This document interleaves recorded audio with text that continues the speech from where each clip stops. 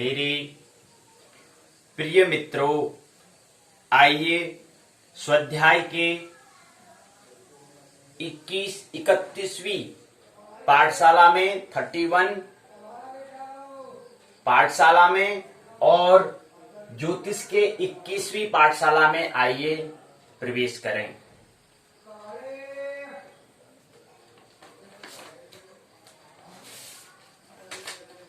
सबसे पहले आप जानते हैं हम यहाँ पर उत्तराखंड मुक्त विश्वविद्यालय के तहत जो पाठ्यक्रम है, सिलेबस है, उस पर हम वार्तालाप कर रहे हैं। तो आज 13 अक्टूबर 2020, डेट 31 JY 21 JY 102, जन्म कुंडली निर्माण खंड 2 चंद्र स्पष्टीकरण इकाई तीसरी और चौथी को आज की बैठक में हम समझेंगे, आज की पाठशाला में हम समझेंगे। लेकिन उससे पहले आज की ये जानना महत्वपूर्ण है कि आज की जो पाठशाला होगी उसमें हम क्या क्या किन किन बिंदुओं पर चर्चा करने वाले हैं। तो आज की पाठशाला में वही भाग 1 पर हम पाठ्यचर्या पर, करिकुलम पर बात करेंगे और भाग 2 पर पाठ्यक्रम सिलेबस पर अर्थात पाठों पर हम चर्चा करेंगे। तो आइए सबसे पहले भाग 1 जो है पाठ्यचर्या करिकुलम, उसके तहत क्या है पहले उसको लेते हैं, क्रमबद्ध लेते हैं। आइए उसमें कुछ अलग अलग बिंदु होंगे, उस पर हम बात करेंगे। उसके बाद तत्क्षण हम भाग 2 यही पाठ्यचर्या जो है इसी के अंतर्गत ये भाग 1 भी जो है थोड़ा बहुत पाठ्यक्रम जो है, सिलेबस जो है उससे संबंधित है। लेकिन उससे पूर्व कुछ और बातें हैं जो हमें ख्याल रखनी है, उसको समझते हैं। आइए सबसे पहले साइंस, विज्ञान, जो विज्ञान शब्द है ये संस्कृत शब्द से मिलकर बना हुआ है। हिंदी में इसका मतलब होता है जानना और वेद का मतलब भी होता है जानना। ये बात रखें, वेद का मतलब कोई संहिता, कोई पुस्तक है ऐसा स्मरण रखें। वेद का मतलब होता है जानना। तो विज्ञान का भी, विज्ञान जो शब्द है ये भी क्या है, संस्कृत शब्द है और इसका हिंदी में मतलब होता है जानना, खोजना, आखिर है क्या अस्तित्व में। साइंस भौतिक जगत और प्रकृति के नियमों का जहां पर अध्ययन और जहां पर हमें ज्ञान मिलता है उसको हम साइंस कहते हैं, उसको हम विज्ञान कहते हैं। विशेष ज्ञान, ज्ञान से ऊपर जो है उसको हम क्या कहते हैं, विज्ञान कहते हैं। इसके अंतर्गत इसके शाखा होती हैं, फिजिक्स होता है, केमिस्ट्री होता है, बायोलॉजी और मैथमेटिक्स, ये 4 मुख्य भाग शाखा होती हैं। इन चारों मुख्य जो शाखा है इस पर वार्तालाप विज्ञान करता है। लेकिन ख्याल रहे कि 4 ही हैं ऐसा नहीं, इसके अन्य शाखाएं भी हैं। लेकिन मुख्य प्रमुख जो शाखा है वो फिजिक्स, केमिस्ट्री, बायोलॉजी और मैथमेटिक्स से है। फिजिक्स मतलब होता है भौतिकी, केमिस्ट्री मतलब होता है रासायनिक, बायोलॉजी मतलब होता है जैविक, जीव विज्ञान जिसको कहते हैं, और मैथमेटिक्स मतलब होता है गणना। अर्थात जो हमारा फिजिक्स, केमिस्ट्री, बायोलॉजी में इत्यादि जो हमें गणना करने की हमें आवश्यकता होती है तो वहां पर गणित की भी आवश्यकता होती है, इसलिए इसको भी हमने विज्ञान के अंतर्गत रखा गया है। जैसे ज्योतिष में गणनाओं करने के लिए क्या है, गणित का आविष्कार हुआ था, तो इसीलिए यहाँ पर भी क्या है, विज्ञान में भी हमें गणना करनी होती है, हमें वहां पर हिसाब किताब करना होता है, तो वहां पर क्या है, मैथमेटिक्स होता है अर्थात गणित होता है। फिजिक्स प्रकाश, ध्वनि, ताप, विद्युत दाब आदि प्राकृतिक शक्तियों का वैज्ञानिक अध्ययन क्या है, भौतिकी कहलाता है। इसमें लाइट आता है, प्रकाश आता है, ध्वनि साउंड होता है, हीट मतलब होता है ऊष्मा, ताप विद्युत होता है, इलेक्ट्रिसिटी होता है, और दाब होता है प्रेशर इत्यादि। इनके बारे में जो मुख्य बातों पर हम चर्चा हम करते हैं तो वह क्या कहलाता है, फिजिक्स कहलाता है, वो भौतिकी विज्ञान कहलाता है, भौतिकी कहलाता है। केमिस्ट्री में पदार्थों की संरचना, विभिन्न परिस्थितियों अथवा एक दूसरे के साथ मिलाने पर उनमें होने वाले परिवर्तनों का जो वैज्ञानिक हम अध्ययन करते हैं, एनालिसिस करते हैं, उसको हम रसायन शास्त्र कहते हैं, केमिस्ट्री को हम कहते हैं। बायोलॉजी सजीवों का वैज्ञानिक अध्ययन, जीव विज्ञान अर्थात सजीवों का किन्हीं व्यक्तियों के द्वारा पता किया जाने वाला अनुभव या अध्ययन करना ही क्या है, बायोलॉजी कहलाता है। सजीव लिविंग थिंग्स इसको हम कहते हैं। मैथमेटिक्स संख्याओं, मात्राओं तथा आकृतियों का अध्ययन गणित शास्त्र कहलाता है। संख्याओं मतलब नंबर्स होते हैं, मात्राएं होती हैं, क्वांटिटीज होती हैं, आकृतियां, शेप्स होते हैं। तो ये क्या है, संख्याओं का मतलब हम गणित में क्या करते हैं, अध्ययन करते हैं। उसके बाद है एक साइंटिस्ट, हम शब्द हम सुना है, वैज्ञानिक मतलब क्या होता है, विज्ञान अर्थात मतलब होता है जानना। विज्ञान की ऐसी शाखा जिसमें विशेषतः हम जीव विज्ञान, बायोलॉजी, रसायन विज्ञान, भौतिक विज्ञान इत्यादि का हम क्या करते हैं, सीखते हैं, विश्लेषण करते हैं, अध्ययन करते हैं। ऐसे करने वाला व्यक्ति को हम क्या कहते हैं, जो व्यक्ति अध्ययन ऐसा कर रहा है, जो व्यक्ति एनालिसिस कर रहा है, जो व्यक्ति अपने आप उसमें क्या है, प्रकृति को जो सत्य है उसकी खोज में लगा है, उसको हम कहेंगे वो क्या है, वैज्ञानिक है। जरूरी नहीं है कि औपचारिक शिक्षा में ही वो हो, लेकिन उसका दैनिक जो अपना जीवन है उसमें भी अगर वो ऐसा काम अगर कर रहा है तो भी वो वैज्ञानिक है, चाहे उसको पद मिले या नहीं मिले, कोई इसको पद से जाने न जाने, लेकिन वो वैज्ञानिक है। तो विज्ञान मतलब ये नहीं कि मतलब जो कहीं लैब प्रयोगशाला में कर रहा हो वही, ऐसा नहीं है।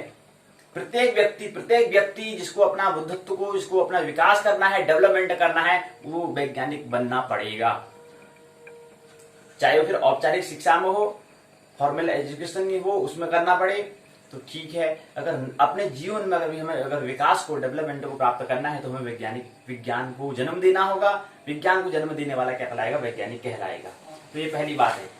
इसी क्रम में अगला क्रम आता है, जीआरएफ की आयु सीमा बढ़ा दी है, समझ में आया है। विश्वविद्यालय अनुदान आयोग यूजीसी ने जूनियर रिसर्च फेलोशिप जीआरएफ की आयु सीमा बढ़ा दी है। अब 28 के बजाय 30 कर दिया है उम्र के। 30 वर्ष की आयु वाले युवा जेआरएफ जूनियर रिसर्च फेलोशिप के लिए नेट परीक्षा दे सकते हैं। जल्द ही सीबीएसई की ओर से यूजीसी नेट परीक्षा का नोटिफिकेशन जारी किया जाएगा। इसकी आवेदन प्रक्रिया 6 मार्च से शुरू हो जाएगी।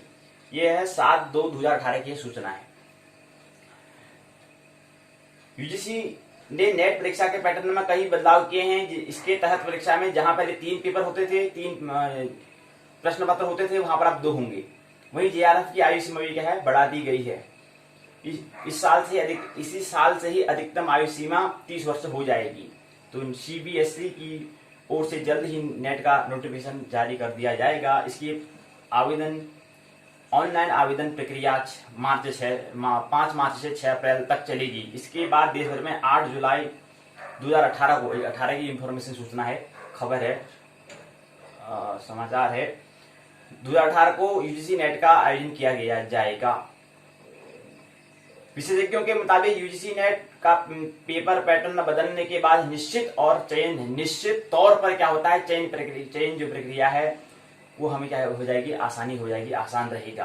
अब अभ्यर्थी को 3 के बजाय 2 पेपर करने होंगे। इसके आधार पर ही उनका चयन किया जाएगा। इस पात्रता परीक्षा से असिस्टेंट प्रोफेसर और जेआरएफ का चयन अर्थात सूद के लिए व्यक्ति का क्या होता है, चयन होता है। तो यहाँ पर ये क्या है, अभी तो यहाँ पर मुख्य परीक्षा भी क्या होंगी, जो सामान्य, जिसमें 2 परीक्षा होती हैं, एक जनरल सामान्य, एक क्या होता है जो हमारा विषय है उससे संबंधित। तो जो विषय जो हमारा जनरल है वो भी क्या हो जाएगा, अब 1 होने वाला है एग्जाम। तो ये इसको भी ध्यान रखें, ख्याल में रखें। उसके बाद 1 हो जाएगा और हमारा जो अपना विषय जो हमारा, जिसमें हम अपना आगे जिसको हम अपना पूरा अपना विषय परफेक्ट जो हमारा विषय है उसको बनाने के लिए उसमें हमें तैयारी तो करनी है, लेकिन परीक्षा एक ही रहेगी। मतलब अगर हम कोई भी एग्जाम देंगे तो मुख्य परीक्षा नहीं, जो सामान्य जो परीक्षा होती है वो सभी के लिए एक ही रहेगी। ऐसी सूचना है। तो ऐसी सूचना को हमें क्या करना है, स्मरण रखते रहना है। क्या क्या नई चीजें आ रही हैं, नई सूचनाएं आ रही हैं, नई खबरें क्या आ रही हैं, उसको भी समझना है। अब दूसरी बात आती है, कोचिंग सेंटर का चयन कैसे करें। किसी भी कंपटीशन की तैयारी में, हालांकि याद रहे हम कंपटीशन, प्रतिस्पर्धा, प्रतियोगिता की बात बिल्कुल नहीं करेंगे, लेकिन यहाँ पर क्योंकि सूचना खबर है, आखिर क्या होता है कंपटीशन। हमारे हिसाब से हमारी जो डिक्शनरी है उसमें कंपटीशन नाम का शब्द ही नहीं है, ये स्मरण रहना चाहिए। प्रतियोगिता, प्रतिस्पर्धा तो है ही नहीं, क्योंकि जीवन का कोई उद्देश्य विशेष ऐसा उद्देश्य नहीं है। जीना, हम कैसे जी रहे हैं, कैसे आनंद महोत्सव पूर्व जीवन जी रहे हैं, ये महत्वपूर्ण है। क्यों है, क्या है, इसके बारे में से नहीं पहुंचना है। तो कंपटीशन की ये बात करता है, हम कंपटीशन की, प्रतिस्पर्धा की, प्रतियोगिता की बात बिल्कुल भी नहीं करेंगे, ये स्मरण रहना चाहिए। किसी भी कंपटीशन की तैयारी में फैकल्टी की महत्वपूर्ण भूमिका होती है, इसलिए पहले आश्वस्त हो लें कि कोचिंग सेंटर पर विशेषज्ञ कैसे हैं। समुचित मार्गदर्शन ही किसी प्रतियोगिता में सफलता का मुख्य आधार है। युवा कितना ही परिश्रमी एवं लगनशील क्यों न हो, परंतु उचित मार्गदर्शन के अभाव में वह सफलता एवं उपलब्धि से चंद कदम दूर रह जाते हैं। यह मार्गदर्शन उन्हें अपने माता पिता, बड़े भाई बहन पुराने शिक्षक, पड़ोसी या अन्य किसी से भी गुरु के रूप में मिल सकता है। यदि उन्हें कहीं से पर्याप्त एवं समुचित मार्गदर्शन नहीं मिल पा रहा है तो प्रतियोगी परीक्षा की तैयारी के लिए कोचिंग सेंटर एक विकल्प हो सकता है।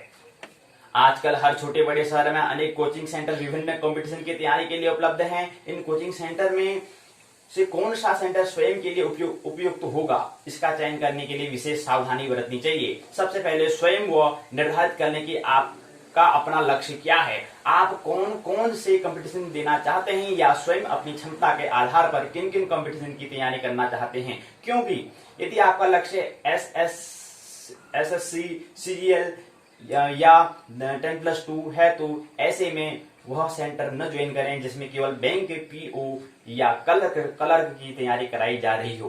कुछ कोचिंग सेंटर में ऑल कंपटीशन यानी बैंक, PO या क्लर्क, SSC या रेलवे की तैयारी कराई जाती है तथा इनके बैच उसी के अनुसार बनते हैं। ऐसे सेंटर से प्रारंभ में ही आप विभिन्न विषयों का पाठ्यक्रम मार्ग लें तथा तुलना कर लें कि आपके चुने हुए सभी कंपटीशन के सिलेबस यहाँ कवर हो रहे हैं या नहीं हो रहे हैं। इसका हम क्या करना, चयन करना है। पूरी जिंदगी क्या है, खोज है, रिसर्च है, शोध है, अनुसंधान है। तो बैच टाइम आपके रूटीन के अनुसार है या नहीं, बैच टाइम के अनुसार आपको सेल्फ स्टडी का पर्याप्त समय मिल रहा है या नहीं मिल रहा है, कोचिंग सेंटर द्वारा दिया जाने वाला स्टडी मटेरियल या वो स्टडी टेस्ट, मार्क टेस्ट जो हमारे होते हैं पिछले 2-3 वर्षों से हो रहे हैं या नहीं हो रहे हैं, कंपटीशन के पैटर्न के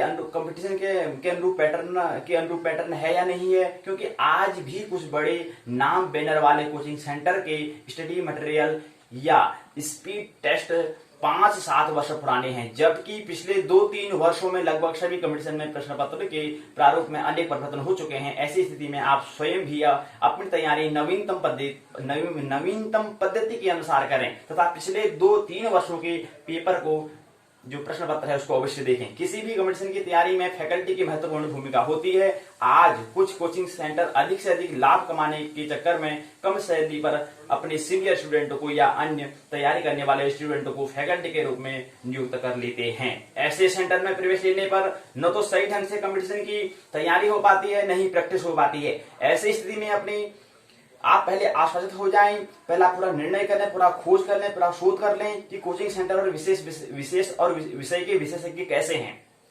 उस सेंटर से पिछले 2-3 वर्ष में कितने विद्यार्थी चयनित हो रहे हैं। यदि किसी कोचिंग सेंटर पर सभी विषय की फैकल्टी अच्छी न हो तो ऐसे में अलग अलग विशेषज्ञ के कोचिंग सेंटर को आप ज्वाइन कर सकते हैं। यह विकल्प केवल 1 या 2 विषयों की तैयारी के लिए भी उचित है। इसके साथ ही विभिन्न कोचिंग सेंटर की गुणवत्ता एवं फीस की तुलना अवश्य कर लेनी चाहिए तथा प्रत्येक विषय के लिए मिलने वाला समय उसके टाइम टेबल के अनुसार पर्याप्त है या नहीं। अपने अच्छे कोचिंग सेंटर का चयन करने के बाद अपनी सेल्फ स्टडी पर पूरा ध्यान केंद्रित करना चाहिए। कोचिंग सेंटर में जो कुछ भी पढ़ाया जाए उसका नियमित अभ्यास आवश्यक होता है। इसके साथ ही समय समय पर कंपटीशन के लिए अपने आप को सेल्फ इवेल्यूट करते रहना चाहिए। ऐसे कुछ बातों को अपनाकर आप सफलता के पथ पर क्या हो सकते हैं, अग्रसर हो सकते हैं। ये क्या है, प्रेरणा हमें लेनी है, ये हमें क्या करना है,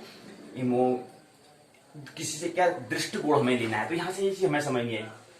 तो कोचिंग सेंटर का चयन हमें कैसे करना है, यहाँ पर हम समझ में आ रही है। तो ये बात हमारे बता दी। उसके अगला इसी क्रम में आता है कि ऑनलाइन स्टडी का बढ़ता ट्रेंड जो हम बता रहे हैं, चलन पहल आ रही है, चहल अभी चल रही है पहल। तो अभी जो ट्रेंड जो चल रहा है चलन में क्या है, ऑनलाइन स्टडी है। ऑनलाइन तैयारी आज के दौर का महत्वपूर्ण हिस्सा है, बन चुकी है। और जो हम इंफॉर्मेशन आपको बता रहे हैं, सूचना जो खबर समाचार दे रहे हैं, ये सूचना 16 नवंबर 2016 की बात है, याद रहे। ऑनलाइन स्टडी का बढ़ता ट्रेंड, ठीक है। ऑनलाइन तैयारी आज के दौर का महत्वपूर्ण हिस्सा बन चुकी है। अब इंटरनेट की पहुंच से गांव के विद्यार्थी भी बेहतर अध्ययन सामग्री के साथ तैयारी करने में सक्षम हो रहे हैं।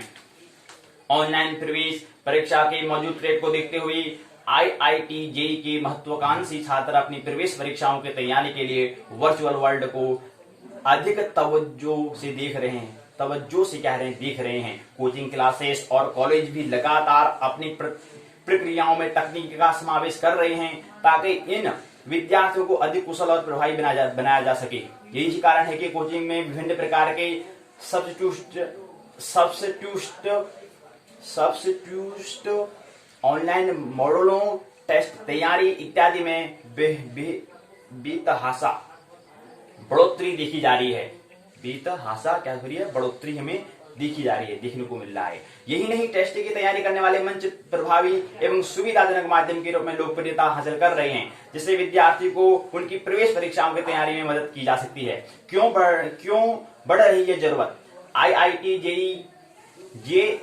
जेईई में बैठने वाले छात्रों की सबसे बड़ी समस्या यह है कि उन्हें समय की दक्षता हासिल करने के लिए परीक्षा का अभ्यास करने, पेपर के विभिन्न वर्गों से कैसे निपटा जाए, पेपर में विभिन्न विषयों की तैयारी में अपना स्तर जांचने के लिए घंटों समय बिताना पड़ता है। विद्यार्थियों का लगभग 70% पढ़ाई का समय प्रिपरेशन में चला जाता है और अक्सर विद्यार्थी अकेले कमरे अथवा स्टडी रूम में बैठकर पेपर की तैयारी में अपना समय गवा देते हैं। लेकिन मूल्यांकन एवं फीडबैक का प्रमुख घटक कोचिंग क्लासरूम और प्रैक्टिस पेपर पद्धति दोनों में गायब रहता है।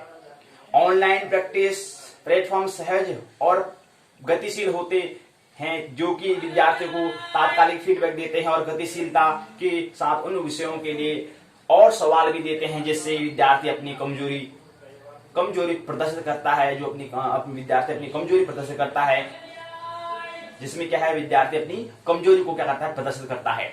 इससे विद्यार्थियों को अपनी चिंता समझने में मदद मिलती है, सहायता मिलती है और वह अपने कमजोर विषय को खुद ही मजबूत कर लेता है। ऑनलाइन प्रिपरेशन के लाभ। टेस्ट प्रिपरेशन के लिए ऑनलाइन तैयारी करने का एक लाभ यह भी है कि यह विभिन्न भौगोलिक क्षेत्रों और स्तरों में विद्यार्थियों के लिए पेपर तैयार करता है। फिर इससे कोई फर्क नहीं पड़ता है कि विद्यार्थी कहाँ से है। इससे सुनिश्चित होता है कि छोटे कस्बे और गांवों के भी विद्यार्थी जिनकी मोबाइल फोन अथवा इंटरनेट कनेक्शन तक पहुंच है, वो भी बड़े शहरों में रहने वाले विद्यार्थियों की तरह समान प्रिपरेशन तैयारी का लाभ उठा सकते हैं। कई सारे online test preparation platform mark test, real time feedback और विद्यार्थियों की प्रगति की विस्तृत विश्लेषणात्मक रिपोर्ट बनाने सहित विभिन्न सेवाओं की पेशकश कर इन जरूरतों को निपटने के लिए प्रयासरत हैं। यही नहीं, TCS द्वारा किए गए हालिया सर्वे के अनुसार विद्यार्थियों में स्मार्टफोन के बढ़ते इस्तेमाल को देखते हुए यह प्लेटफॉर्म उनमें काफी लोकप्रिय हो रहा है। याद रहे, हमारे पास तो साधन तो हैं, लेकिन साधन का हमें किस दिशा में प्रयोग करना है, ये महत्वपूर्ण होता है। उसका हमें सृजन दिशा में या विद्युत दिशा में या टाइम पास के लिए हम उपयोग कर रहे हैं, ये महत्वपूर्ण। ये मालिक कौन है? वो व्यक्ति जो फोन को उपयोग कर रहा है, जो उसके पास साधन है, उस साधन का वो किस दिशा में उपयोग कर रहा है, ये महत्वपूर्ण होता है। तो 70% क्या है, समय सेल्फ प्रिपरेशन में निकल जाता है, हम बता रहे थे। लेकिन क्या है, 70 यह प्लेटफॉर्म से काफी लोकप्रिय हो रहे हैं। विद्यार्थियों का 70% समय सेल्फ प्रिपरेशन में निकल जाता है। इन पर विचार करते हुए टॉपर प्लेटफॉर्म का अनुकूल स्वभाव सेल्फ स्टडी के समय को उल्लेखनीय ढंग से उपयोगी बताना है। टॉपर विषय को सिखाने के लिए विश्लेषणात्मक लक्ष्य संचालित दृष्टिकोण अपनाता है। इसके उच्च गुणवत्तापूर्ण कंटेंट और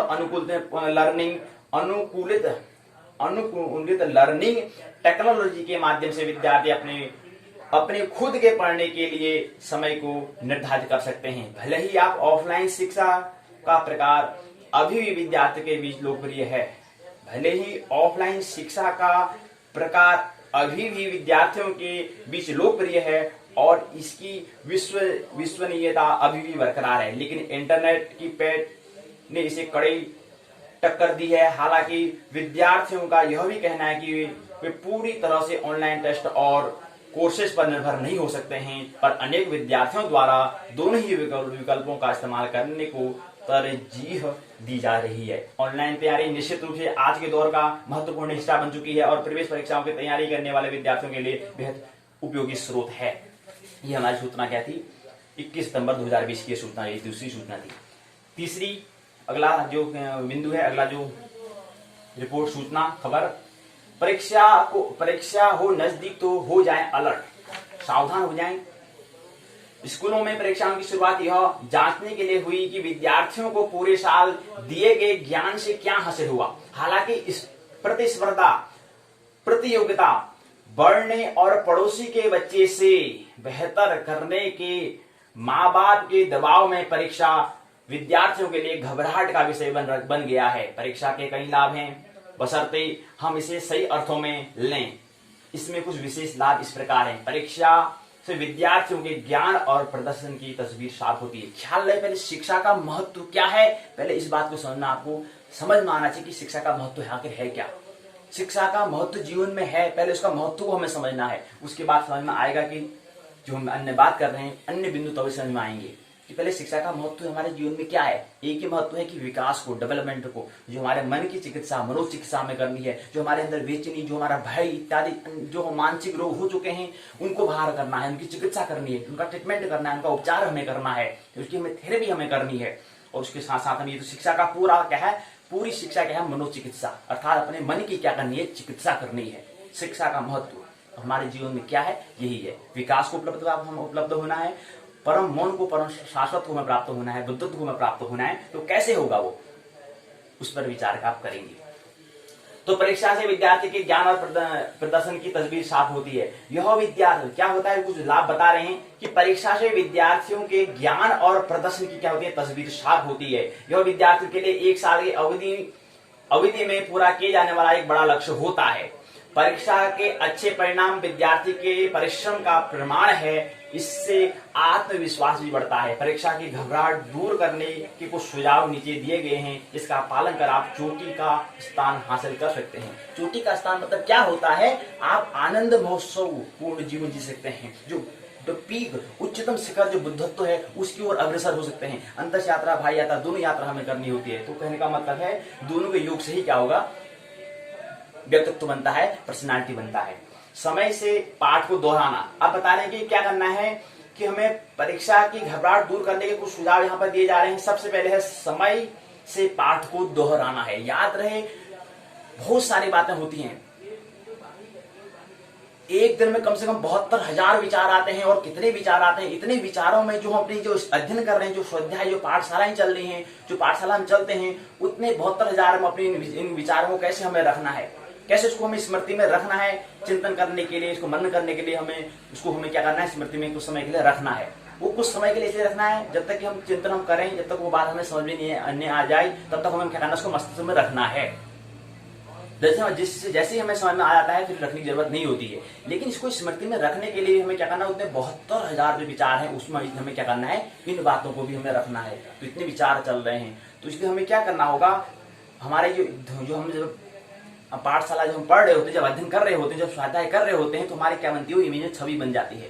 वो छवि अगर हम उसको समय पर, ठीक समय पर अगर उसकी पुनरावृत्ति, उसको दोहराना नहीं करेंगे, उसकी पुनरावृत्ति नहीं करेंगे, उसकी हम अगर रिपीटन, उसकी अगर हम बार बार पुनरावृत्ति, मतलब अभ्यास उसको हम कहते हैं, तो अब उसका अभ्यास अगर हम नहीं करेंगे तो क्या हो जाएगी, चीज धुंधली हो जाती है। जो हम पढ़ेंगे वो सब क्या हो जाएगा, धुंधला हो जाएगा। इसलिए उसका क्या करना है, नियमित तौर पे क्या करना है, इसको उसकी दोहराना, इसको पुनरावृत्ति करनी है। तो समय से क्या करना है, पाठ को जो पाठशाला में जो पाठ पढ़ाए जा रहे हैं उनको करना है, समय के साथ क्या करना है, उसकी पुनरावृत्ति करनी है। जैसे ही एक दो दिन हो जाते हैं, 1-2 वार हो जाते हैं, तो तत्क्षण उसका क्या करना है, फिर उसकी पुनरावृत्ति करनी है, फिर उसकी पुनरावृत्ति करनी है। ये बार बार पुनरावृत्ति का नाम ही क्या है, अभ्यास है, प्रैक्टिस है। परीक्षा सप्लीमेट्रिस हो या पहली बार दे रहे हैं, समय से पाठ दोहराना जरूरी है। इससे घबराहट कम होती है, जबकि अंतिम समय पर पाठ दोहराने से घबराहट बढ़ती है। परीक्षा के अच्छे परिणाम के लिए विद्यार्थियों को कई विषयों को पढ़ना होता है। याद रहे, विद्यार्थियों को अच्छे परिणाम के लिए, मतलब अच्छे परिणाम मतलब एक परीक्षा को हमें कैसे देना है उसके लिए। और याद रहे, अगर जीवन को और भी रसो वैसो बनाना है तो उसके लिए तो बहुत कुछ अध्ययन करना होता है, अलग अलग से। उसके लिए फिर हमें क्या करना पड़ेगा, ज्ञान, सांख्य योग भी समझना होगा, कर्म योग भी समझना होगा, भक्ति योग भी समझना होगा। जहां पर जो हमें सूत्र, जहां पर हम जो हमारे पास हमारी कला होगी, वहां पर उस कला का हमें उपयोग करना है। जहां पर मन आए तो नृत्य करने ले जाएंगे, जहां पर आएगा तो गाना ले जाएंगे। ये सभी क्या है, व्यक्तित्व के अंतर्गत आता है। पूरा व्यक्तित्व क्या है, इन सभी इन कलाओं का जोड़ का नाम व्यक्तित्व है, पर्सनैलिटी है। तो क्या करना है, हमें समय के साथ पाठ को दोहराना है। पढ़ाई के दौरान बीच में हमें क्या करना है, थोड़ा ब्रेक लेना है, थोड़ा उसका अवकाश हमें लेना होता है, इंटरवल हमें लेना होता है। दिए गए समय में आपका दिमाग एक सीमा तक समझ और याद रख पाता है। याद रहे, हम स्कूल में 40 मिनट का एक वादन, हम उसको कहते हैं एक पीरियड कहते हैं, वो 40 मिनट क्यों रखा गया है? क्योंकि हमारा मन जो है कम से कम एक बात को समझने के लिए कम से कम उसको 40 मिनट का वक्त लगता है, मतलब 40 मिनट तक उसको समझ सकता है। उसके बाद उसका मन क्या रहता है, फिर उस विषय पर मन नहीं लगता है। फिर उसके बाद 40 मिनट के बाद क्या करना पड़ता है, हमें थोड़ा इंटरवल लेना पड़ता है, पीरियड बदलने पड़ते हैं। जो हमारा जो पीरियड है वो क्या है, उसको हमें बदलना पड़ता है। ये बात ध्यान दें। तो 40 मिनट के बाद स्कूल में 40 मिनट का क्या रहता है, वादन होता है, तो वादन हमें बदलना पड़ेगा, दूसरा वादन शुरू करना पड़ता है। इसलिए विद्यार्थियों को पढ़ाई के बीच में क्या करना चाहिए, ब्रेक लेना चाहिए, मतलब थोड़ा बीच में इंटरवल लेना चाहिए, थोड़ा अवकाश लेना चाहिए।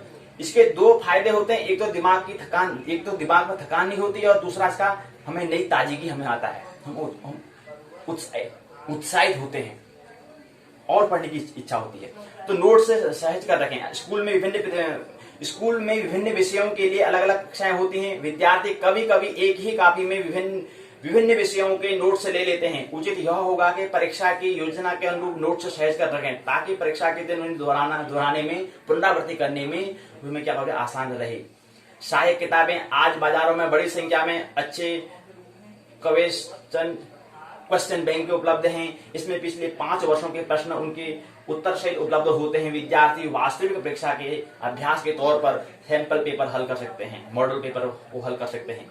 पोषक आहार भी हमें लेना है। अधिक घबराहट में इंसान खाना भी भूल जाता है, पर कुछ ऐसे लोग भी होते हैं जो घबराहट में बहुत ज्यादा खा लेते हैं। इसलिए परीक्षा के दौरान आपके लिए संतुलित आहार, बैलेंस, सम्यक आहार बुद्ध कहते हैं, तो सम्यक आहार जरूरी है।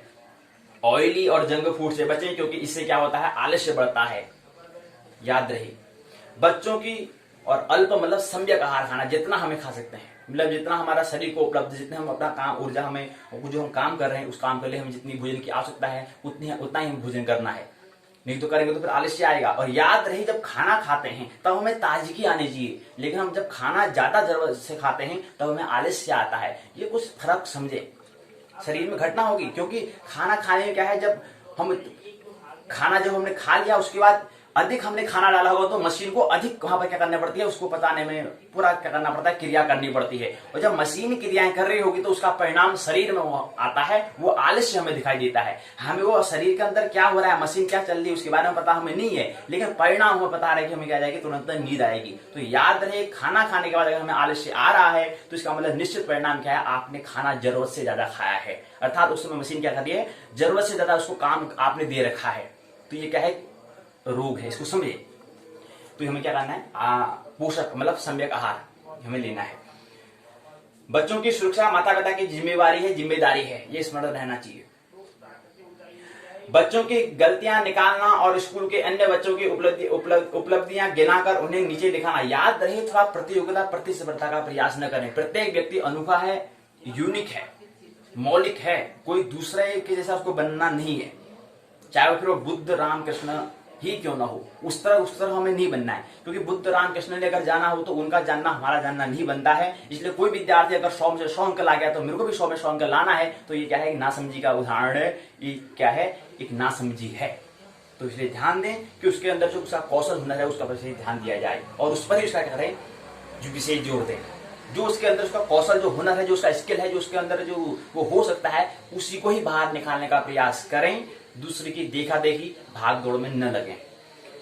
तो बच्चों की सुरक्षा के लिए माता पिता की बहुत बड़ी जिम्मेवारी होती है। बच्चों की गलतियां निकालना, स्कूल के अन्य बच्चों की उपलब्धियां गिनाकर उन्हें नीचे दिखाना बहुत आसान है। इसलिए यह जरूरी है कि माता पिता बच्चों के प्रदर्शन को लेकर उनकी शारीरिक और मानसिक योग्यता जो उनकी है, जो उनके अंदर हुनर है। आप सबसे बड़ी विडंबना की बात तो यह है कि खुद माता पिताओं को ही पता नहीं होता है कि हमारे अंदर हुनर क्या है। वो खाक बताएंगे बच्चों को, वो जीवन ही ऐसे जीते हैं, उनको अपना ही हुनर नहीं पता होता है। और याद रहे, जो व्यक्ति अपने हुनर को ही नहीं समझ पाया है, जो व्यक्ति अपने अंतस को ही नहीं समझ पाया है, वो व्यक्ति दूसरे के अंतस को समझने के अधिकारी नहीं हो सकता है। कहने का मतलब है, कृष्ण पहले क्या है, खुद अपने आप को समझ चुके हैं, पहले खुद अपने आप को बुद्धत्व को प्राप्त हुए हैं, तो जाके यहाँ पर अर्जुन का वो उपचार कर पा रहे हैं, वो भी मानसिक उपचार वो कर पा रहे हैं, विश्लेषण उसका कर पा रहे हैं। तो अगर कृष्ण अगर इसके अधिकारी हैं, क्योंकि उन्होंने पहले अपने आप को समझा है। तो ऐसे ही माता पिता पहले अपने आप, जब विद्यार्थी के जब जीवन में थे तो पहले उन्हें अपने आप को हमें समझना था। लेकिन आज नहीं समझा तो उसका परिणाम बड़ा दुष्परिणाम होने वाला है कि आज क्या होगा, फिर बच्चों का हम क्या करेंगे, देखा देखी करेंगे, फिर एक जिंदगी तनाव हो जाएगी। ये क्या है, दुर्घटना है, एक एक्सीडेंटल स्थिति हो जाती है। और 100 में से 90% 99% लोग एक्सीडेंटल ही स्थिति है।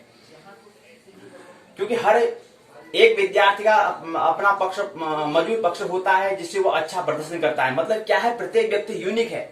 आपने देखा होगा कि हमारे फिंगरप्रिंट जो होते हैं, हमारे जो उंगली की छाप होते हैं, सभी के अलग अलग होते हैं। यहां तक कि जुड़वा बच्चे, हमने जब ज्योतिष की परिचय हमने समझा था, वहां पर हमने समझा था कि एक अंडे के 2 जुड़वा बच्चे और 2 अंडों से जो जुड़वा बच्चे आए थे, हमने कहा था कि एक अंडे के अंदर भी 2 बच्चे, मतलब एक अंडे के अंदर भी क्या है, 2 आत्माएं प्रवेश करती हैं। तो एक ही अंडे में 2 बच्चे का भी क्या होता है, फिंगरप्रिंट समान नहीं होता है। यहां तक इतना बड़ा प्रकृति ने क्या रखा है, यूनिक बनाया है, मौलिक बनाया है। तो हम देखा देखी क्यों, केवल देखा देखी हमें यह करना है, केवल उसके इशारे सिग्नल लेने हैं स्वाध्याय के लिए, स्व के अध्ययन के लिए क्या करना है, उसका सिग्नल हमें लेना है, उसका तरह ही हमें चलना है। ये एक क्या है, हमारा जो कला है, हमारी कला में कमी है। हम आर्ट्स को भी समझ नहीं पाए हैं, कला को नहीं समझ पाए कि हमें कैसे हमें लेना है, कैसे हमें सीखना है, हमें क्या बोलना है, क्या हमें देखना है। देखने की कला हमें अभी नहीं आई, सुनने की कला हमें देखनी नहीं आई, क्या हमें लेना है, कैसे हमें देखना है, ये हमें अभी तक नहीं आया, अभी हमने कुछ सीखा ही नहीं। तो ये बात समझिए। तो इसलिए कह रहे हैं क्योंकि हर विद्यार्थी का अपना पक्ष मौजूद होता है। प्रत्येक व्यक्ति अपने उसके अंदर कुछ न कुछ एक बीज होता है, एक उसके अंदर हुनर होता है, एक उसका अंदर क्या है, एक स्किल होता है, जिससे वो अच्छा प्रदर्शन कर पाता है। लेकिन उसका हुनर निकालने के लिए, बाहर निकालने के लिए माता पिता तो है ही, उन्हें तो कुछ जाना ही नहीं। उन्हें अपने अंदर उस हुनर को समझा होगा तो ही विद्या अपने जो बच्चे हैं उनका क्या कर सकते हैं, हुनर को ख्याल में मिला सकते हैं, उसके बाहर को उसको निकाल सकते हैं।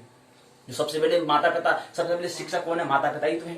तब जाके फिर पाठशाला में जब उनका प्रवेश कराते हैं तो फिर वहां तब जाके फिर दूसरे गुरु शिक्षक उसके बाद आते हैं। लेकिन सबसे पहले कौन है, प्रारंभिक शिक्षा कहां पर होती है, घर में होती है। ये स्मरण रहना चाहिए।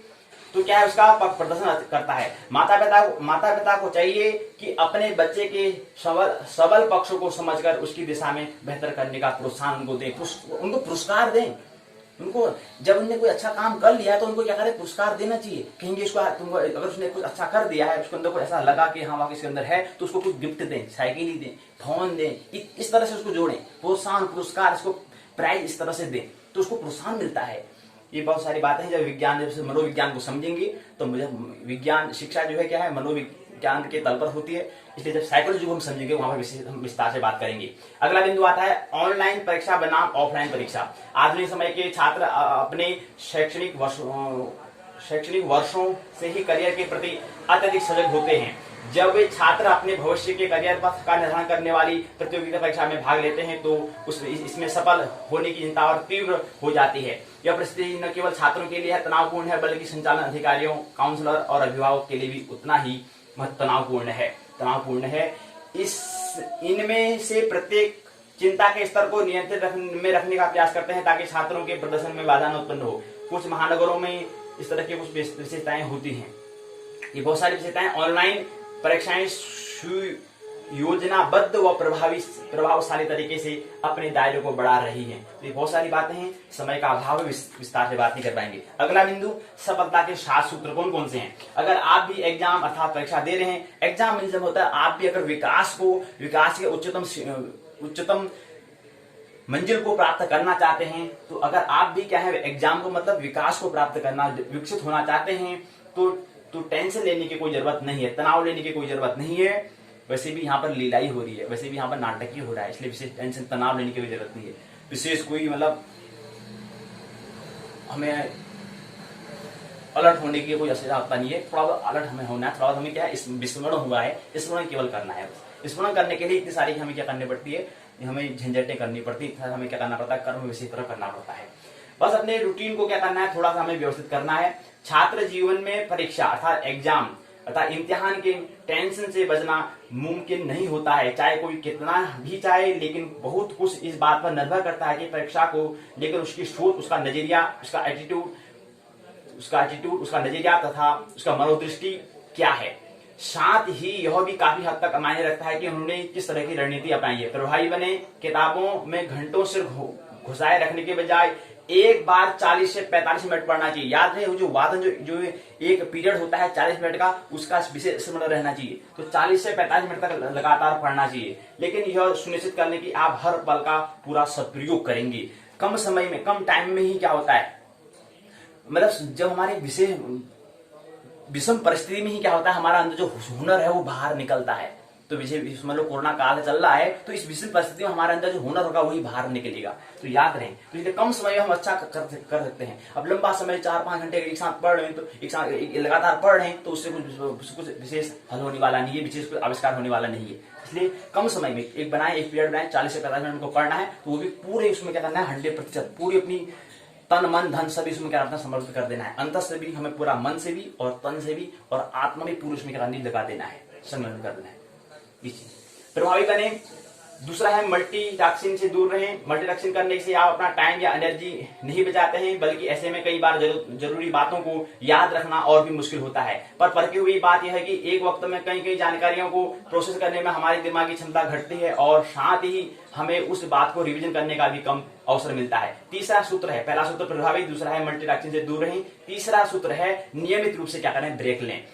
पढ़ाई के दौरान समय समय पर आपको नियमित रूप से ब्रेक लेना चाहिए, अवकाश लेना चाहिए, इंटरवल लेना चाहिए। हर बार 5 से 10 मिनट का ब्रेक लें। 40 मिनट आपने 45 मिनट आपने अगर पढ़ लिया है, तो उसके बाद 5-10 मिनट आप क्या कर लें, ब्रेक ले लें।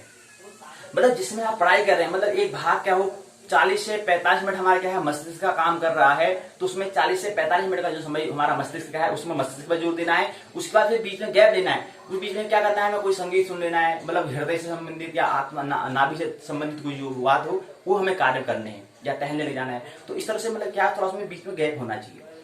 नियमित रूप से क्या है, ब्रेक लेना है 5 से 10 मिनट का, ये ख्याल रहे। ये जरूर याद रखें कि ब्रेक देर तक न हो, ये भी याद रहे कि हमने आधा घंटा 45 मिनट हमने हमारा जो पीरियड था उसमें हमने 10 मिनट 15 मिनट हमने 1 घंटे का ब्रेक ले लिया, तो ये भी नहीं होना है, फिर तैयारी नहीं हो पाएगी।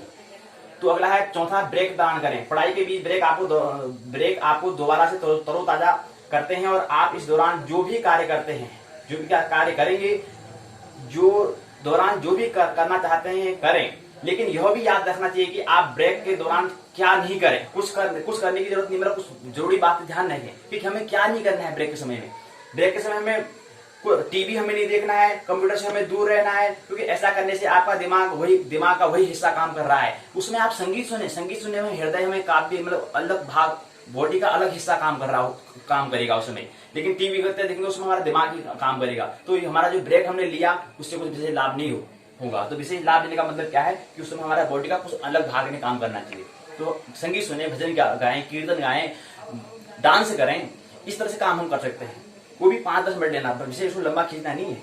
5वां है समय बिताने के नुस्खे। ज्यादातर समय आप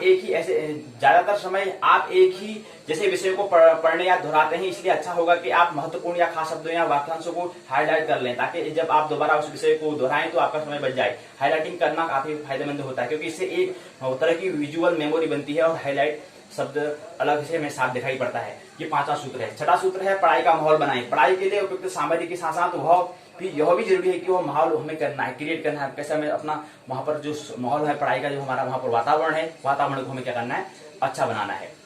बेशक आपको सबसे आरामदायक अपना बिस्तर ही लगता है, लेकिन आपको बिस्तर पर बैठकर पढ़ने से बचना चाहिए, कारण आपका दिमाग बिस्तर को सोने की तरह जग के तौर पर दिखता है। स्टडी टेबल को सिर्फ पढ़ने के लिए इस्तेमाल करें, उसे अस्त व्यस्त न रखें।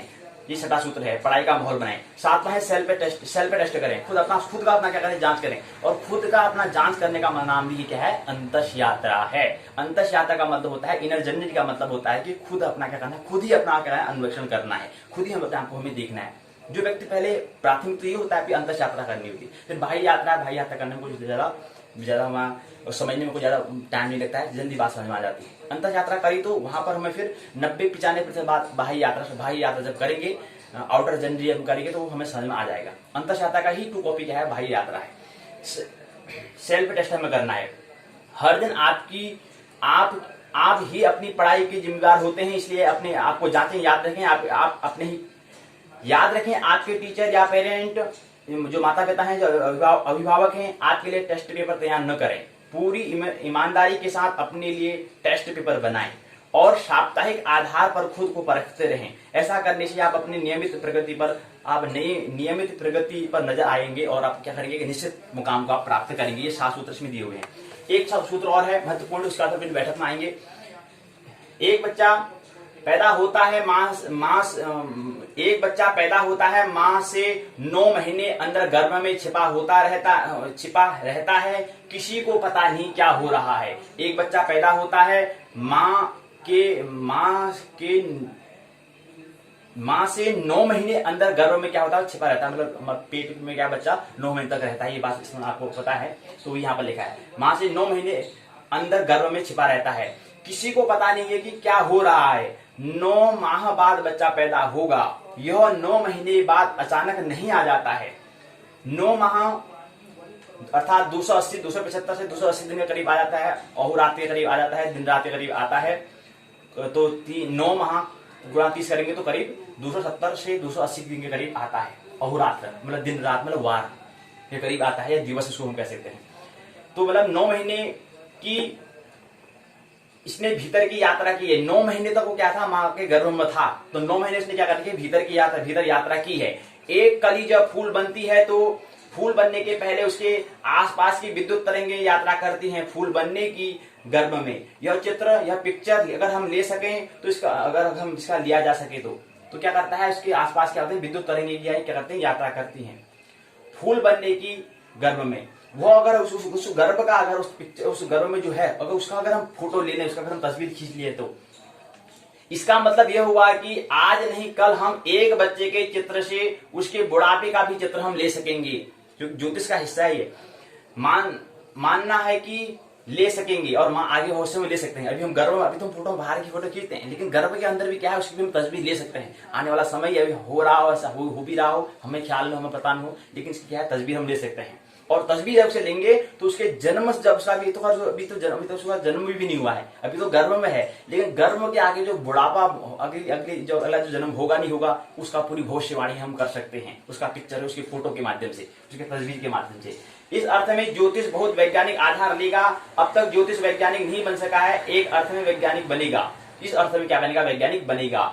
जो कल होने वाला है वह आज भी किसी तल पर हो रहा है, हमें चाहे दिखाई पड़े चाहे दिखाई नहीं पड़े, हमें जानकारी हो, हम उसको देख पा रहे हो नहीं देख पा रहे हो, लेकिन क्या है, वह क्या है, एक किसी तल पर हो रहा है। भूत भविष्य वर्तमान जहां पर एक ही है, अर्थात शास्त्र जहां पर है। कठिनाई कुछ ऐसी है कि एक वृक्ष के नीचे एक आदमी बैठा है, एक वृक्ष के नीचे मैं बैठा हूँ, और एक वृक्ष के नीचे और बैठा हूँ, आप वृक्ष के ऊपर बैठे हुए। मैं पे क्या है, कठिनाई क्या है, एक वृक्ष के नीचे बैठा है, एक वृक्ष के ऊपर बैठा है। जहां से कृष्ण देख रहे हैं वह ऊंचाई से देखना है, फ्रॉम दी पीक है। जहां से वह कह रहे हैं कि नहीं कल भी थे, परसों भी थे, पहले भी थे, मतलब कहता, अर्जुन पूछता है ना, कहते कि आप तो सूर्य को, कहते हैं कि मैंने यही ज्ञान मैंने सूर्य को बताया था, तो आपका जन्म है, मेरा जन्म तो समकालीन ही हुआ है, तो आप कैसे कह दे रहे हैं। तो उस पर उसके उत्तर में प्रश्न में उसका उत्तर कृष्ण देते हैं, तो बता रहे हैं, तो कह रहे हैं कि नहीं कल भी। तो अर्जुन कहां पर है, नीचे है, मध्यम मतलब शाखा के पेड़ के मध्यम भाग में स्थित है, या कहीं नीचे स्थित है, और कृष्ण ठीक उसके क्या है, वृक्ष के ठीक जो उसका उच्चतम शाखा है वहां पर बैठे हुए हैं। तो जहां से कृष्ण देख रहे हैं वो ऊंचाई से देखना है, फ्रॉम द पीक है। जहां से वह कह रहे हैं कि नहीं कल भी थे, परसों भी थे, पहले भी थे, अभी भी हैं, कल भी होंगे, परसों भी होंगे। असल में कृष्ण जहां से देख रहे हैं वहां एवर प्रेजेंट है, वहां हमेशा क्या है, प्रेजेंट है, वर्तमान है, अर्थात शाश्वत सनातन जहां है, मतलब वहां सब वर्तमान है। अर्जुन अर्थात हम जहां से देख रहे हैं वहां से वह कहता है कि क्या पता जन्म के पहले थे या नहीं थे, मुझे पता है नहीं है या नहीं, बस उसकी यात्रा जन्म तक जाती है, जन्म तक भी नहीं जाती। कहने का मतलब है, हम अगर कोई हमसे अगर पूछें कि आपके अगर आप 4 साल में क्या थे, 4 साल में आपने क्या किया, होगा कुछ पता ही नहीं होगा हमें। तो हमारी स्मृति जो बहुत व्यक्ति जो होगा, वो प्रतिभाशाली जो व्यक्ति होगा, उसकी याददाश्त 4 वर्ष में क्या कर रहा था उसकी याद होगी। और पूछेंगे तो यहाँ 17 अगर आप अगर 15 साल में थे या 10 साल में थे, तो उसमें आपके कोई कुछ घटनाएं बताओ, तो वो आप नहीं बता पाएंगे, वो हम याददाश्त भूल चुके हैं। लेकिन अचेतन मन में भी वो स्थित है, ये ख्याल रहना चाहिए। जब टाइम ट्रेक किया जाता है तो सब पूरा खुल जाता है। तो वैसे ही उनको पता नहीं है, तो जन्म हमें ये भी नहीं पता है कि हम क्या थे जन्म से पहले। हमारा अर्जुन कहता है कि जिससे पहले जन्म हुआ या नहीं हुआ कुछ पता ही नहीं हमको। न्यूनतम 9 साल व्यक्ति की बौद्धिक क्षमता, अगर आप ठीक से देखेंगे तो अधिक से अधिक 2 साल और कम से कम 9 साल व्यक्ति की बौद्धिक क्षमता। 4 साल से पहले की स्मृति आपको नहीं आती है। अगर 4 साल से पहले 3 साल अगर कोई पूछेंगे तो नहीं बता पाएंगे आप कि 3 साल में आप क्या कर रहा, क्या थे, क्या करा होगा आपने, नहीं बता सकते हैं। तो 3 साल की हमारे पास स्मृति नहीं होती है। अधिक से अधिक 2 साल और न्यूनतम कम से कम 9 साल तक हमारे पास क्या होती है, स्मृति रहती है। 4 वर्ष पहले की बात अनुमान जैसी लगेगी, वो हमारे लिए क्या लगेगी, जैसे कि कोई पिछले जन्म की घटना लगेगी, इनफेरेंस लगेगी। लोग कहते हैं कि आप थे, लोग कहते हैं कि हाँ आप थे, आपने ये लिया, तो हमें लगता है कि यार भविष्य हम लोग कहीं हुआ होगा, तो हमारे पास स्मृति ही नहीं है इसकी। इतना अचेतन मन में दबा है, चेतन मन में बात वो आती ही नहीं है। 4 वर्ष तक आपकी स्मृति जाती है। कोई बहुत बुद्धिमान होगा तो 3 साल, और भी कोई प्रतिभाशाली प्रज्ञाशाली होगा तो 2 साल तक उसकी स्मृति चली जाती है, याददाश्त उसको याद कर लेता है वो। लेकिन 2 साल तक भी जाए तो 2 साल तक आप थे या नहीं थे, इसका कुछ हमें पक्का पता नहीं है, कुछ कहा नहीं जा सकता। स्मृति के आधार पर 2 साल के पहले आप नहीं थे, लेकिन अचानक कैसे हो जाएंगे अगर 2 साल तक न रहे हो। लेकिन अगर याद आ जाए जन्म तक, दूसरे याद अभी तो हमें क्या कर रहे हैं, जन्म तक हमें क्या दूसरे याद दिलाते हैं, हाँ यार आप जन्म हुए थे, आपने ये लिया था, दूसरे हमें याद दिला रहे हैं। तो दूसरे की इन्फॉर्मेशन, दूसरे का ज्ञान हमारा जानना नहीं बन सकता है, तो हमें पता ही नहीं है अगर 2 साल आपका क्या था करके। लेकिन अगर याद आ जाए जन्म तक, दूसरे याद हमें दिला देते हैं, हमें याद हम करते ही नहीं है, दूसरा कहता है हाँ तुमने जन्म वहां लिया था, हाँ, दूसरा हमें याद दिला देता है और हम काम कर लेते हैं और हमारी यात्रा ठप हो जाती है, यहीं पर यात्रा बंद हो जाती है। फिर विकास को कहां से, डेवलपमेंट कहां से होगा, विकास की सीढ़ी को आप नहीं पहुंच सकते। तो क्या करें, लेकिन अगर याद आ जाए जन्म तक, दूसरे याद दिला देते हैं पर मां के पेट में भी आप थे, उसकी कोई स्मृति नहीं है, लेकिन गहरी हिप्नोसिस सम्मोहन में उसकी स्मृति भी आ जाती है। गहरे सम्मोहन में व्यक्ति को बेहोश किया जाए तो वह बता देता है कि वह 3 माह जब मां के पेट में था तो मां गिर पड़ी थी, बच्चे को भी चोट लगी थी। जब मां गिरती है, याद रहे जब भी मां गिरती है तो गर्भ की भी स्मृति आ जाती है। जब भी मां गिरती है तो तब सब उसका क्या आता है, उसको याद आ जाता है सम्मोहन जब उसको किया जाता है।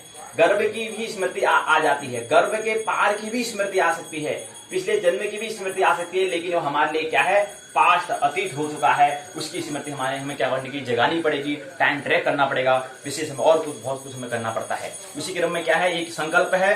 संकल्प क्या है, इसको हम अगली कड़ी में समझाएंगे। संकल्प क्या है, इसको हम अगली कड़ी में समझेंगे, ताकि क्योंकि समय का अभाव है तो कुछ बिंदु पर हमने बात किया। तो ये संकल्प क्या होता है, विल पावर किसे कहते हैं, हम सुबह संकल्प कहते हैं विष्णु विष्णु मां परमात्मा ब्रह्म पुराण पुरुषोत्तमादाय, ये सूत्र संकल्प है। इस संकल्प का क्या वैज्ञानिकता है वो तो हम बात नहीं करेंगे, वो तो किसी अन्य पाठशाला में हम करेंगे, आने वाले पाठशाला में हम करेंगे। लेकिन संकल्प फिर भी क्या होता है, विल पावर क्या होती है, उसको हम समझने का प्रयास है। इस बिंदु को हम अगले बैठक में हम करेंगे।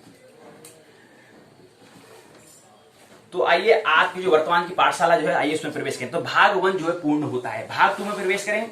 भाग 2 जो है, हमने कहा कि हम बात कर रहे थे जन्म कुंडली निर्माण।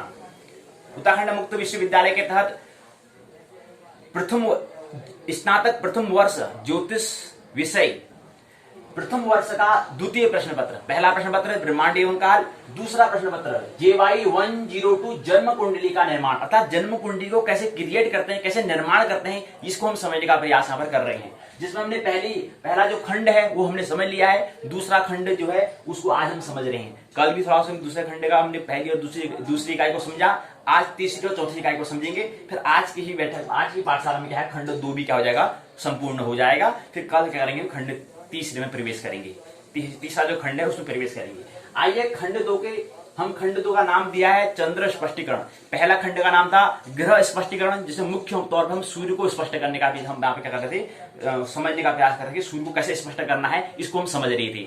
और खंड 2 में हम चंद्र को कैसे स्पष्ट करना है, इसको इस खंड में हम क्या समझ रहे हैं, चंद्र को कैसे स्पष्ट करना है इसको हम समझने का प्रयास कर रहे हैं। तो पहली और दूसरी इकाई तो हमने समझ ली है, तीसरी और चौथी इकाई आइए उस पर हम चर्चा करते हैं। तो याद रहे स्वर, हम पहले थोड़ा कुछ बातें और थोड़ा मूलभूत बातें उसको समझें। स्वर क्या होता है, क्योंकि यहाँ पर इकाई, तीसरी इकाई का नाम है जन्माक्षर निर्णय लिखा है, चौथी इकाई है चंद्र स्पष्ट विधि चंद्र गति। ये क्या है, 2 इकाई आज की पाठशाला की जो 2 इकाइयां हैं और उसका नाम देखा, वैसे तो तीसरी और चौथी इकाई है। तीसरी इकाई का नाम दिया है जन्माक्षर, जन्मधन अक्षर बन जाता है जन्माक्षर, दीर्घ संधि यहाँ पर हो रही है, जन्म और प्लस और बराबर आ बनना था, दीर्घ बनना है, यानी बड़ा बनना है, तो इसलिए क्या बन जाएगा, दीर्घ संधि यहाँ पर हो रही है। तो जन्माक्षर का निर्णय हमें कैसे करना होता है, कैसे हमें उसको निर्णय करें कि हमारा जन्म अक्षर कौन सा है, कैसे हम देखेंगे हमारा जन्म अक्षर है, ये निर्णय हम क्या तीसरी इकाई में समझेंगे। कौन सी इकाई में समझेंगे, तीसरी इकाई में जन्माक्षर निर्णय। जिस तीसरी इकाई का नाम दिया है, इसमें हम समझने का प्रयास करेंगे। चौथी इकाई है चंद्र स्पष्टीकरण विधि, चंद्र गति का कैसा साधन करना है ये हम यहाँ पर समझेंगे। आइए, तो हमने जन्माक्षर, यहाँ पर अक्षर की हमने बात की, तो अक्षर को समझ लेते हैं, अक्षर क्या होता है। स्वर हम समझते हैं स्वतः ही निकलने वाले, अर्थात मुंह से जो है स्वतः ही निकल जाते हैं। छोटा बच्चा होता है, उसको सिखाने की जरूरत नहीं पड़ती है, वो जब रोएगा ऐसा कहेगा, मतलब क्या है, वो स्वर मतलब होता है जिसको सिखाने की जरूरत नहीं होती है। यहाँ पर स्वर का मतलब आगे स्व लिखा है, स्व में जो स्वतः ही जो निकल जाए शब्द मुंह से, ऐसे शब्द, ऐसे वर्ड, ऐसे अक्षर जो स्वतः ही निकल जाए, तो ऐसे अक्षर को, ऐसे वर्ण को हम क्या कहेंगे, स्वर कहेंगे। जैसे अ, आ, ई, उ, री, ए, आई, ओ, औ, अं, अह। और स्वर कितने होते हैं, 13 होते हैं, 13 अक्षर होते हैं, 13 वर्ण होते हैं। स्व मतलब होता है स्वयं अथा खुद, और स्व मतलब होता है अपने आप ही जो निकल जाए, जिस पर हमें प्रशिक्षण नहीं किया जाता है, ऐसे को हम क्या कहते हैं, स्वर कहते हैं। जहां पर ऐसे 13 वर्ण जो हैं जिसको हमें प्रशिक्षण नहीं करना पड़ता है, वो स्वतः ही निकल जाते हैं, रोएंगे तो भी निकल जाएंगे, तो ऐसे वर्ण को स्वर कहते हैं। आइए, अगला क्रम से आता है व्यंजन। व्यंजन इसे कहते हैं जिसे हमें थोड़ा प्रशिक्षण करना पड़ता है, जिसमें हमें अभ्यास करना पड़ता है बार बार। तो वो क्या क्या होते हैं, क, ख, ग, घ, ङ, च, छ, ज, झ, ञ, ट, ठ, ड, ढ, अणु, त, थ, द, ध, न, प, फ, ब, भ, म, य, र, ल, व, स, ह, क्ष, त्र और ज्ञ। ये क्या है, 26 वर्ण है। 26 क्या है, व्यंजन है। 26 और 13 स्वर हैं, दोनों का योग से बन जाता है 49 वर्ण है, 49 अक्षर है। और इन 13 स्वर और 36 वर्ण के योग को हम क्या कहते हैं, वर्णमाला कहते हैं। आपने याद सुना होगा, जैसे हम माला पहनते हैं ना, वरमाला, वर्ण में जो हमने चुना है उसको पहनाना, तो वरमाला उसे कहते हैं। ऐसे ही क्या है, यहाँ पर अक्षरों की माला, उसको हम क्या कहते हैं, वर्णमाला कहते हैं। माला मतलब होता है रखना, था प्रोहना, मतलब जैसे हम फूल की माला बनाते हैं तो फूल क्या करते हैं, उसमें रखते हैं, प्रोते हैं। तो ऐसे ही क्या है, यहाँ पर वर्ण को हमने क्या करते हैं, जो हमारे 49 वर्ण है, इसको हमने क्या करते हैं, एक माला में प्रो रखे हैं। तो ये क्या है, 13 स्वर हमने बता दिया और 36 व्यंजन है, दोनों के योग को हम क्या कहते हैं, वर्णमाला कहते हैं। लेकिन अब हम यहाँ पर अ, क, ख क्यों पढ़ने लग गए, क्या छोटे बच्चे हैं कि अ, क, ख पढ़े, पढ़ना पड़ेगा, चाहे छोटे हो कुछ भी हो। जब तक बात समझ में नहीं आएगी तो पढ़ना पड़ेगा, चाहे फिर कितने ही बड़े क्यों ना हो जाए। तो जब तक समझना है, जब तक समझ में ख्याल में नहीं आएगा, तो अ, क, ख भी हमें पढ़ना पड़ेगा। लेकिन यहाँ पर उसका विशेष मतलब आयोजन करने का उद्देश्य एक ही है, क्योंकि हम यहाँ पर जन्माक्षर की हम यहाँ पर बात कर रहे हैं, ज्योतिष की यहाँ पर बात कर रहे हैं। ज्योतिष क्या है, गहरी अंतस, बहुत ही बहुत बाइक, सूक्ष्म, माइक्रो क्या है, सूक्ष्मतम क्या है, खोज है और गहनतम खोज है। तो उसके लिए यहाँ पर अक्षर की हम बात करनी पड़ती है। तो जन्माक्षर की हम यहाँ पर बात कर रहे हैं। और क्योंकि जन्माक्षर में हम बात कर रहे हैं, जन्माक्षर हमने पिछली बैठक में बात किया था कि नक्षत्रों के बारे में पढ़ा था। नक्षत्र क्या होता है, तारों के समूह को हम नक्षत्र कहते हैं। और तारे के समूह जो है नक्षत्र हम जिसे हम कह रहे हैं, तो उस नक्षत्र हमने क्या कहा था, हमने कहा था कि जो पृथ्वी का वर्तुल घूम रहा है, इसमें क्या बनता है, एक पथ बनता है जिसको ऊपर भचक्र कहते हैं। तो भचक्र मतलब या इसको कह सकते हैं कि तारामंडल या नक्षत्र, तारामंडल इसको हम कह सकते हैं। तारामंडल को हमने क्या रखा है, या पूरा जो ब्रह्मांड है उसको कह सकते हैं, तो उसको हमने 27 भागों में विभाजित किया है, बांटा है। वो 27 भागों को क्रम से क्या कहते हैं, नक्षत्र के नाम हमने इसको दिया हुआ है। और एक नक्षत्र का मान कितना होता है, 13 अंश 20 कला होता है। और एक नक्षत्र के क्या होते हैं, 4 भाग हम करते हैं। तो उसे कितने 4 भाग करेंगे, तो एक का कितना होता है, 3 अंश 20 कला क्या होता है, इसका एक नक्षत्र के चरण का मान होता है। ये हम समझने का प्रयास करते थे। तो उसी को कुछ समझाने के लिए हमने यहाँ पर क्या वर्ण को समझा। तो यहाँ पर हमारे पास 49 वर्ण हैं, लेकिन जो हम यहाँ पर नक्षत्र में जन्माक्षर हम जो नक्षत्र चरण की हम जो बात कर रहे हैं, यहाँ पर केवल 35 वर्ण लिए गए हैं। क्या लिए गए हैं, 35 वर्ण, 35 अक्षर लिए गए हैं। वो 35 अक्षर कौन कौन से हैं, पहला है अ, दूसरा है ई, तीसरा है उ, चौथा है ए, पांचवा क, छठा ख, सातवां ग, आठवां घ, नौवां ङ, 10वां च, 11वां छ, 12वां ज, 13वां झ, 14 यो, 15वां ट, 16वां ठ, 17 ड, 18वां ढ, 19वां ण, 20वां त, 21वां थ, 22वां द, 23वां ध, 24वां न, 25वां प, 26वां फ, 27वां ब, 28वां म, 28वां 29वां य, 30वां र, 31वां ल, 32वां व, 33वां श और 34वां श। ये क्या है, 35 वर्ण यहाँ पर लिए गए हैं जिसको हम कहते हैं। और ये जो 35 वर्ण लिए हैं इसके अंतर्गत अ के अंतर्गत दो आते हैं, अ और उ आता है। ई के इनके दो यहाँ पर आते हैं।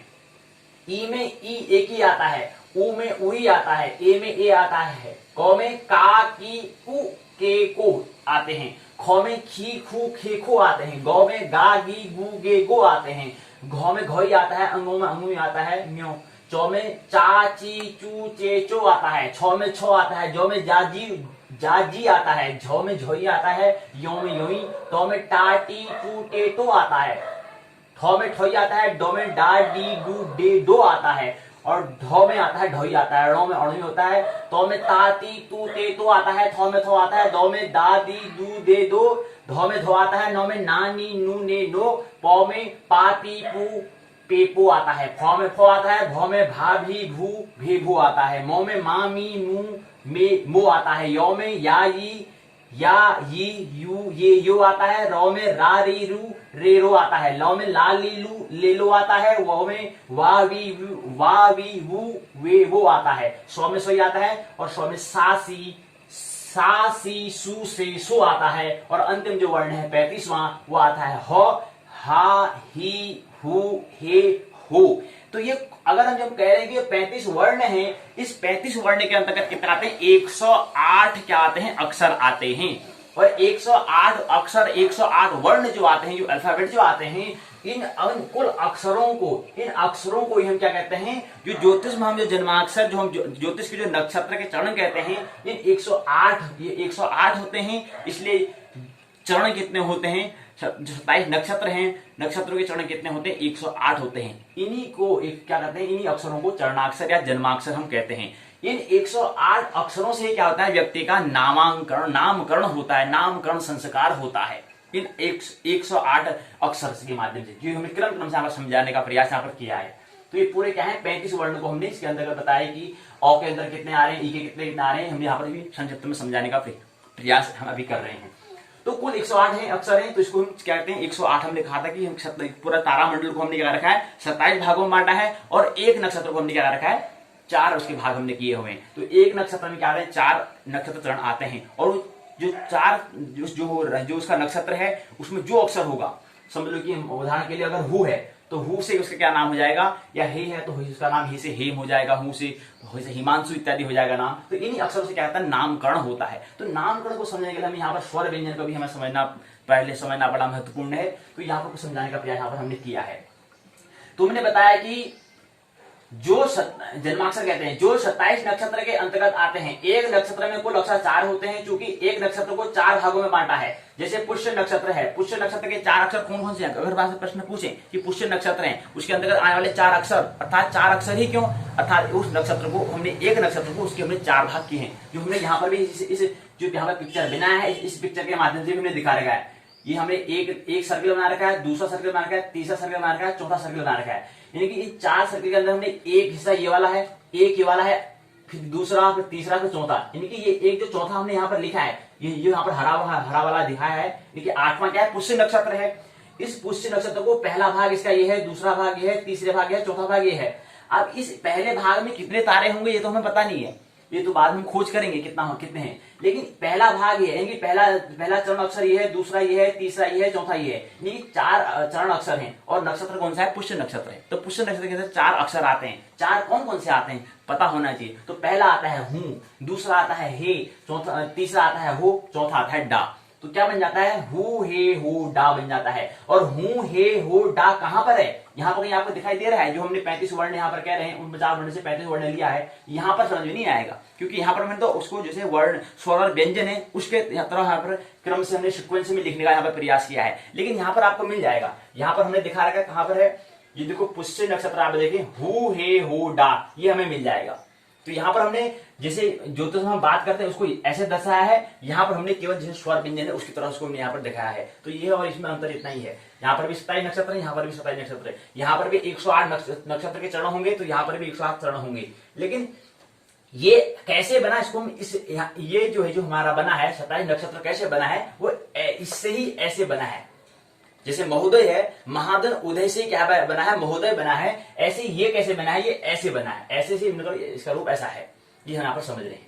तो ठीक है, हमने बताया कि एक बात क्या है, हमने बताया कि जो एक नक्षत्र में क्या होते हैं, 4 अक्षर होते हैं, 4 उसके चरण होते हैं, भाग होते हैं। ये हमने पिक्चर जो यहाँ बना रखा है, इसका यही हम समझाने का प्रयास हमने यहाँ पर किया है कि यहाँ पर क्या है, जो पहला जो सर्कल जो हमें, एक तो पहले बाहर वाला सर्कल हो गया, दूसरा भी इसके अंदर वाला है, फिर तीसरा है, फिर चौथा है, इनके 4 यहाँ पर हमने सर्कल, 4 वर्तुल यहाँ पर पिक्चर में यही बनाने का प्रयास किया है कि 4 भाग क्या है, एक नक्षत्र के 4 भाग है, तो इसलिए मैंने बना रखा है। और एक पूरा सर्कल हमने क्या बना रखा है, 27 नक्षत्र, पूरे तारामंडल को हमने क्या कर रखा है, बांट रखा है, ऐसा एक तस्वीर ये दिखाती है, ऐसा एक पिक्चर ये दिखाता है। तो 27 हमने यहाँ पर क्रम से लिखा है, पहला, दूसरा, तीसरा, चौथा, 5वां, 6वां, 7वां, 8वां, 9वां, 10वां, 11वां, 12वां, 13वां, 14, 15, 16, 17, 18, 19, 20, 21, 22, 23, 24, 25, 26, 27, 27 नक्षत्र होते हैं, 27 भागों में, तारामंडल को हमने क्या रखा है, 27 भागों में बांटा है। और एक जो नक्षत्र जिसको जितने भागों में बांटा है, तो एक भाग को हम क्या कहते हैं, एक नक्षत्र कहते हैं। और ये एक जो भाग है कितना होता है, हमने बताया कि 13 अंश 20 कला का क्या होता है, इतना उसके बीच की दूरी होती है, इसका मध्य मतलब इतनी इसकी सीमा होती है।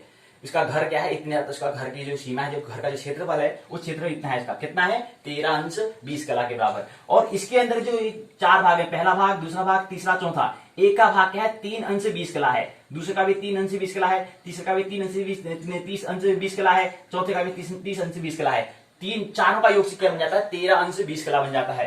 13 अंश 20 कला, 13 अंश 20 कला, ऐसे 27 बार अगर हम इसको क्या करेंगे, जोड़ेंगे या गुणा करेंगे, तो ये क्या आ जाता है, 360 का एक वर्तुल, एक सर्कल बन जाता है। और आप जानते हैं कि एक जब भी हम सर्कल खींचते हैं तो उसका पूरे कितने अंश का कोण बनता है, कितने अंश का कोण बनता है, 360 का बनता है, कोण बनता है। उसको हम अलग अलग डिग्री में जो होगा, तो यही समझाने का प्रयास हम कर रहे हैं। तो पूरा एक सर्कल बना, तो 360 क्या बना, अंश बना, 360, एक सर्कल में एक वृत्त में क्या होता है, 360 अंश होता है। ये हमें समझने का प्रयास यहाँ पर कर रहे हैं।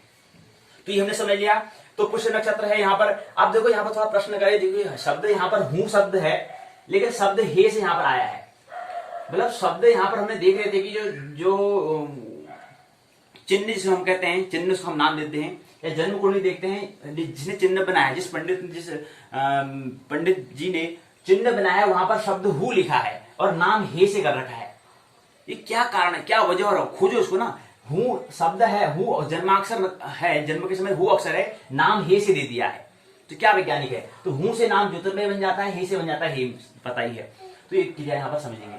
अब क्या आता है, हम चलिए अब हम इकाई 3 जन्माक्षर को समझते हैं। जन्म प्लस अक्षर बराबर जन्म प्लस अक्षर। जन्म किसे कहते हैं, शरीर का प्रकट होना, अर्थात प्रकृति का रूपांतरण, ना कि ब्रह्म का। मतलब जन्म हो रहा मतलब प्रकृति का जन्म होता है। प्रकृति का मतलब क्या होता है, आत्मा शरीर बदलती है, तो आत्मा को हम ब्रह्म कहते हैं। ब्रह्म कभी परिवर्तन नहीं होता है, ब्रह्म को शरीर धारण नहीं करना पड़ता है, प्रकृति का रूपांतरण होता है। प्रकृति का रूपांतरण का नाम ही क्या है, शरीर का प्रकट होना का नाम ही क्या है, जन्म है, जन्म मृत्यु है। तो ब्रह्म का कुछ नहीं होता है। ब्रह्म तो पता ही आपको, ब्रह्म का मतलब ही होता है। तो औ से अंग होता क्या है, स्वर है, 13 स्वर होते हैं, और कौ से होता क्या है, व्यंजन होते हैं। क्या होते हैं, 36 होते हैं। 36 में 13 49 क्या होते हैं, वर्ण बन जाते हैं, अक्षर बन जाते हैं। अक्षर मतलब होता है वर्ण शब्द में। फिर अक्षरों के समूह को, जैसे क्या है यहाँ पर जन्माक्षर हम ये कह रहे हैं, ये क्या है, एक शब्द है। ये क्या है, एक शब्द है, अक्षर नहीं है। अक्षर कितने हैं इसमें, ज 1, फिर 9, फिर म, फिर 6, फिर र।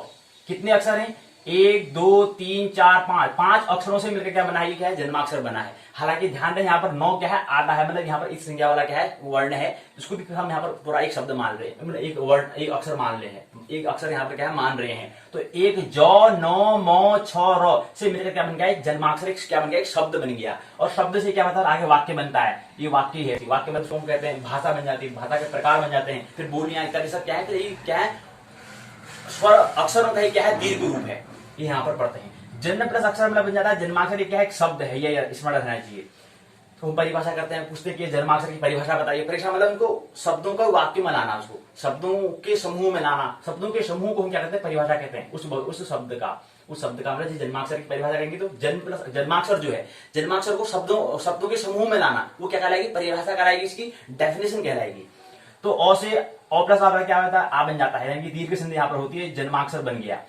तो एक पहली बात है, जन्माक्षर से आप क्या समझते हैं। ये जन्माक्षर हम के लिए हमें अवा कहो क्यों पढ़ना पड़ा, क्यों हमें छोटे बच्चे बनना पड़ा, क्या कारण है इसका। तो जन्माक्षर से आप क्या समझते हैं, क्यों अवा कहो हमें दोबारा यहाँ पर देखने की जरूरत पड़ी। और दूसरा जन्माक्षर है क्या और किसे व्यक्त कर रहा है। याद रहना चाहिए जो जन्माक्षर है वो तारे को व्यक्त कर रहा है, क्योंकि हम यहाँ पर बात किसी कर रहे हैं पूरी नक्षत्र की, हम यहाँ पर बात कर रहे हैं। नक्षत्र होता है तारों के समूह को, यानी कि जो हम यहाँ पर कह रहे हैं जन्माक्षर कह रहे हैं, यानी कि जो यहाँ पर हु या हे या हो या डा, हु जो कह रहे हैं ये क्या है, तारा है, एक तारे को मतलब जिस समय जन्म हो रहा था उसमें हु नामक तारा क्या हो रहा था, वो भी जन्म ले रहा था, वो भी उदय हो रहा था। जैसे सूर्य उदय होता है ना, ऐसे ही हु नामक तारा भी क्या है, इनकी तारा का जो समूह होगा जिसका नाम हु दिया है वो उसमें उदय हो रहा था, इसलिए इसका नाम हु क्या बन गया, जन्माक्षर बन गया। और इसलिए हु से या ह से क्या बन गया, नामकरण हो गया। ह से हेम हो गया, या ह से हिमांशु हो जाता है, ये नाम। दो से दिनेश हो जाता है, र से रमेश हो जाता है, श से सुरेश हो जाता है। तो इसका मतलब क्या है, जो ये र और जो दिखा रहा है वो तारे को दिखा रहा है, उसमें तारा वो उग रहा है। तो इसलिए चिंटू मिंटू पिंटू नाम से काम चलने वाला नहीं है। वैज्ञानिक जो नाम, जो जन्माक्षर का जो नाम है उसकी वैज्ञानिकता को समझे। फिर लालू पालू चालू इसे ऐसे नाम नहीं काम चलने वाला नहीं है। तो इसलिए नामकरण संस्कार और विशेष उसकी वैज्ञानिकता को समझे, ख्याल में रखना चाहिए। ऐसे चिंटू मिंटू पिंटू से काम चलने वाला नहीं है। तो ये बता दिया। एक नक्षत्र का चरण क्या है, 3 अंश से 20 किला होता है। एक नक्षत्र के चरण का मान इतना है 3 अंश से 20 किला, और एक नक्षत्र चरण का मान 13 अंश से 20 किला है। 27 नक्षत्र होते हैं। पूरा 27 नक्षत्र का योग से क्या बनता है, एक सर्कल बन जाता है, एक वर्तुल बनता है। वो कितने होता है, 360 होता है। याद है, हम इसको एक एक्स वाई एक्स में दिखा रहे हैं, लेकिन ब्रह्मांड के लिए हमें कल्पना की आवश्यकता होगी, तो एक्स वाई एक्स से काम चलने वाला नहीं है। तो 27 नक्षत्र अश्विनी से लेकर रेवती तक क्या है, 27 नक्षत्र हैं। और अंश थोड़ा समझ लें, अंश कला और विकला। अंश जो है इसको हम समझाने के लिए यहाँ पे एक सर्कल जीरो से हम यहाँ पर व्यक्त कर रहे हैं, मतलब बीच में यहाँ पर क्या है, जीरो से हम व्यक्त कर रहे हैं। तो यहाँ पर जो जहां पर जीरो, किसी के ऊपर जीरो लिखा हुआ होगा तो वो अंश को दिखाएगा, और किसी पर सीधी सीधी लाइन अगर खींची होगी, एक जैसे कोई दिखाया होगा वो कला को दिखाएगा। किसी के ऊपर अगर 2 बिंदु खड़े दिखाए हैं तो वो विकला को दिखाएगा। और आप घटी पल विपल में क्या होगा, घटी पल में उसी को क्या करेंगे, पूरा एक सर्कल में होकर कोई वृत्त जैसा बनेगा, मतलब पूरा भरा हुआ होगा। मतलब यहाँ पर जो जीरो जो दिखा रहा है ये क्या है, खोखला टाइप का है, यानी ये क्या है, वो एक वलय है, एक क्या है, सर्कल एक है। लेकिन ये यहाँ पर क्या है, वृत्त है, मतलब एक पूरा है गोला है, मतलब बॉल जैसी है, बॉल का मतलब पूरा ये आकार है, मतलब ठोस है, ये क्या है, रिंग टाइप की है, वलय है, ये वलय है, ये क्या है, पूरा वृत्त है। तो ये घटी पल और विपल में समझे, लेकिन यहाँ पर थोड़ा टेढ़ी लाइन हो जाएगी पल में, और यहाँ पर थोड़ा 2 लाइन होंगी, वो थोड़ा टेढ़ी हो जाएंगे, वो विपल कहलाएगा। तो कहीं पर अंश कला विकला होता है, घटी पल विपल होता है, तो यहाँ पर कोई कंफ्यूजन न हो, असमंजस न हो, इसलिए इसको भी इसमें रखना चाहिए। 8वां नक्षत्र पुष्य है, तो 27 गुणा 4 आपने 108 के आते हैं, चर आते हैं, चरण आते हैं, खंड आते हैं, वही उसको कहते हैं चरणाक्षर कहते हैं। चरण उपलक्षण आप चरणाक्षर बन जाता है। और नाम मतलब होता है मन का प्रतीक है, रूप मतलब प्रकृति का प्रतीक है। हम कहते हैं मेरा रूप क्या दिख रहा है, मैं तो ऐसा दिख रहा हूँ, मैं तो काला भद्दा गोरा दिख रहा हूँ, ये क्या है, सब रूप अर्थात प्रकृति की हम यहाँ पर बात कर रहे हैं, नेचर की यहाँ पर बात कर रहे होते हैं। और उस प्रकृति का नाम हम उसका नामकरण करते हैं। तो नाम क्या है, मन का प्रतीक है। मेरा तो ऐसा नाम है, मेरा तो ऐसा नाम रख दिया, चलो हटाओ, ये रमेश से काम नहीं चला, इसका नाम पिंटू रख देते हैं, मिंटू रख देते हैं, चिंटू रख देते हैं। ये सब क्या है, ये नाम मतलब मन का प्रतीक है, सब मन की क्या चालबाजी है, और रूप प्रकृति की। और वास्तविक नाम क्या है, अनाम है। वास्तविक नाम क्या है, अनाम है। सभी अनाम यहाँ पर सभी क्या है, अनाम यहाँ पर आए हुए हैं सभी, अर्थात आत्मा का नाम कोई नाम नहीं होता, आत्मा का, ब्रह्म का कोई नाम नहीं है। तो जन्माक्षर जन्म के समय जातक अर्थात व्यक्ति का नक्षत्र से संबंधित चरणाक्षर आता है। नामकरण जन्म के बाद जातक का किया जाने वाला संस्कार, जिससे जातक को हम संबोधित, जिस जातक को, इस व्यक्ति को नाम से बुलाएंगे, फिर रमेश आजा, सुरेश आजा, राम आजा, कृष्ण आजा, ऐसा हम बुलाएंगे। तो संबोधित करने के लिए हम क्या होता है, नामकरण हमें करना पड़ता है, ताकि उसको फिर हम उसको बुलाएंगे। संबोधित कैसे करेंगे, फिर उसको कैसे बुलाना, तो बुलाने में आसानी है, इसलिए उसके नामकरण हमें करना पड़ता है। राशि चक्र क्या होता है, राशि में होता है ढेर, अमाउंट जिसे कहते हैं। नक्षत्र तारों के समूह को कहा जाता है। चरणाक्षर नक्षत्रों में स्थित तारा, एक नक्षत्र में तारों को एक नक्षत्र में ये बता रहे हैं यहाँ पर 4 भागों में बांटा करके। एक नक्षत्र जो है इसको 4 भागों में बांटा है, पहला, दूसरा, तीसरा, चौथा, ये हम यहाँ पर दिखा रहे हैं। इनकी पहला वृत्त, दूसरा वृत्त, तीसरा, चौथा, 4 वृत्तों दिखा रखा है। तारों की संख्या असमान भी हो सकती है, मतलब कहने का मतलब है जो यहाँ पर खंड हम कह रहे हैं कि एक नक्षत्र पहला, दूसरा, तीसरा, चौथा, तो सभी 27 नक्षत्रों के लिए समान रहेगा। लेकिन एक जो चरण अक्षर, जो पहला इसको जो भाग है, दूसरा भाग है, तीसरा, चौथा भाग है, इनमें जो तारे होंगे वो असमान हो सकते हैं। हो सकता है किसी में 4 हो, किसी में 2 हो, किसी में 3 हो, किसी में 1 हो। चरण अलग अलग होता है, वो बाद में देखेंगे कि क्या होता है। इसकी वैज्ञानिकता हमें खोज करनी पड़ेगी, शोध करना ही पड़ेगा, लेकिन यहाँ पर समझना होगा। फिर इकाई चौथी है चंद्र स्पष्टकरण विधि और चंद्र साधन विधि है। जन्म नाम अर्थात बर्थ नेम क्या होता है, जन्म नाम अर्थात बर्थ नेम नक्षत्र चरणाक्षर के अनुसार रखा गया नाम अर्थात संज्ञा। जन्माक्षर जन्म नाम संबंधित प्रथम अक्षर। जन्माक्षर मतलब होता है जन्म नाम संबंधित प्रथम अक्षर को हम क्या कहते हैं, जन्माक्षर कहते हैं। चंद्र स्पष्टीकरण मतलब होता है चंद्रमा के स्पष्टीकरण से संबंधित प्रक्रिया को, चंद्रमा को स्पष्ट करने के लिए उससे संबंधित किए जाने वाली प्रक्रिया को, उस प्रक्रिया को हम क्या कहते हैं, चंद्र स्पष्टीकरण कहते हैं। ग्रह स्पष्टीकरण पृथ्वी से देखने पर ग्रहों की विभिन्न राशियों में आकाशीय स्थिति होती है, एक हमें दिखाई देती है ना। हम जब देखते हैं पृथ्वी से में आगे आकाश में क्या देखते हैं, तारे दिखाई देते हैं, ग्रह भी दिखाई देते हैं। उसी को हम ग्रह को कहां पर ग्रह स्थित है, आखिर में वास्तविक ग्रह कहां पर विद्यमान है, उसकी स्पष्टीकरण के लिए हम क्या करते हैं, उसी को हम ग्रह स्पष्टीकरण कहते हैं। ऐसे चंद्रमा को स्पष्ट करना, चंद्रमा कहां पर, कभी कहां पर है, कभी कहां पर है, उसको हम क्या करते हैं, चंद्र स्पष्टीकरण करते हैं। यानी कि पहला खंड तो में हो गया ग्रह स्पष्टीकरण, दूसरा खंड हो गया चंद्र स्पष्टीकरण। तो यहाँ पर विश्वविद्यालय कहता है कि आप क्या करें, खंडो पहले और दूसरे, ग्रह को स्पष्ट करना भी आप सीख चुके हैं, चंद्र को स्पष्ट करना भी आप सीख चुके हैं इन 4 इकाइयों में। अर्थात 8 इकाइयों में आप चंद्र और सूर्य अर्थात ग्रह और चंद्र अर्थात चंद्र मतलब हो गया उपग्रह को स्पष्ट करना आप सीख गए, ऐसा विश्वविद्यालय कहता है। आइए 27 नक्षत्र क्या होते हैं समझ लेते हैं। अश्विनी, भरणी, कृतिका, रोहिणी, मृगशिरा, आद्रा, पुनर्वसु, पुष्य, आश्लेषा, मघा, पूर्व फाल्गुनी, उत्तर फाल्गुनी, हस्त, चित्रा, स्वाति, विशाखा, अनुराधा, ज्येष्ठा, मूल, पूर्व षाढ़ा, उत्तर षाढ़ा, श्रवण, धनिष्ठा, शतविशा, पूर्व भाद्रपद, उत्तर भाद्रपद, पूर्व भाद्रपदा, उत्तर भाद्रपदा, रेवती, ये 27 नक्षत्र होते हैं। आप समझ लीजिए, यहाँ पर समझ में नहीं आते हैं जो 35 वर्ण हैं, उसके 35 वर्णों का ही जो विस्तार रूप हम कह रहे हैं कि 108 अक्षर आते हैं। तो 108 अक्षर कौन कौन से आइए इसको आप समझिए। यहाँ पर आप ये बात समझ में आएगी। इसको समझाने के लिए हमें ये क्या करना पड़ी, हमें ये इसको समझाने के लिए हमें करना पड़ा, इसकी योजना हमें करनी पड़ी। ये इस योजना से क्या होगा, ये समझना हमारे लिए आसान हो जाएगा। तो अश्विनी में चू चे चो ला आता है, भरणी में ली लू ले लो, कृतिका में अ ई उ ए आता है, रोहिणी में ओ वा वी वू आता है, मृगशा में वे वो का की आता है, आद्रा में कु घ ङो छ आता है, पुनर्वसु में के को हा ही आता है, पुष्य में हु हे हो डा आता है, आश्लेषा में डी डू डे डो आता है, मगा में मा मी मू मी आता है, पूर्व फाल्गुनी में मो टा टी टू आता है, उत्तर फाल्गुनी में टेटो पापी आता है, हस्त में पू ठो आता है, चित्रा में पेपो रारी आता है, स्वाति में रू रे रो ता आता है, विशाखा में ती टू ते तो आता है, अनुराधा में ना नी नू ने आता है, ज्येष्ठा में नो या यू आता है, नो या यू आता है, मूल में ये यो भाभी आता है, पूर्व षाढ़ा में भू ध फा ढो आता है, भू ध फा ढो आता है, उत्तर षाढ़ा में भे भो जागी आता है, श्रवण में खी खू खे खो आता है, धनिष्ठा में गागी गू गे आता है, शतविशा में गो सा शीशु आता है, उत्तर भाद्रपद में शेषो दादी आता है, पूर्व भाद्रपदा में शेषो दादी आता है, उत्तर भाद्रपदा में दू थ झ अंग्यों आता है, रेवती में दे दो दा ची आता है। 27 नक्षत्र अश्विनी, भरणी, कृतिका, रोहिणी, मृगशा, आद्रा, पुनर्वसु, पुष्य, आश्लेषा, मघा, उत्तर फाल्गुनी, पूर्व फाल्गुनी, उत्तर फाल्गुनी, हस्त, चित्रा, स्वाति, विशाखा, अनुराधा, ज्येष्ठा, मूल, उत्तर षाढ़ा, पूर्व षाढ़ा, उत्तर षाढ़ा, श्रवण, धनिष्ठा, शतभिषा, पूर्व भाद्रपद, उत्तर भाद्रपद, रेवती, ये 27 नक्षत्र हैं। और ये जो हम चू चे चो 40 से लेकर के दे दो चाची यहाँ पर जो है, इन सभी को मिलाकर जो हम शब्द, ये पूरे अक्षर कितने होंगे, 108 होंगे। यहाँ पर जो अक्षर हैं, दोनों को मिलाकर क्या होगा, 108 होगा, उसी को हम चरणाक्षर कहते हैं। और इन्हीं 108 अक्षरों से क्या होगा, प्रत्येक व्यक्ति का, इस वसुधा में जो भी व्यक्ति जन्म लेगा उसका नामकरण होगा, नामकरण संस्कार किया जाएगा। अब क्या नाम होता है, तो मतलब जन्म, एक शब्द क्या है, चू एक तारे को दिखा रहा है, ऐसे ही क्या है, हु भी एक तारे को, हे भी एक तारे को, हो भी एक तारे को, डा भी, हु एक तारे को, हे एक तारे को, हो एक तारे को, डा एक तारे को, तो हु हे हो ये सब क्या है, तारे दिखा रहे हैं। और दूसरी बात यहाँ पर हमने क्या रहा, अश्विनी में हमने इसको चू चे चो ला ली लू ले लो, इसको हमने काले पेन से इसलिए लिखा क्योंकि एक राशि में क्या आते हैं, 9 नक्षत्र के चरण आते हैं, तो इसलिए इसको काले पेन से हमने दिखाया, चू चे चो ला ली लू ले लो।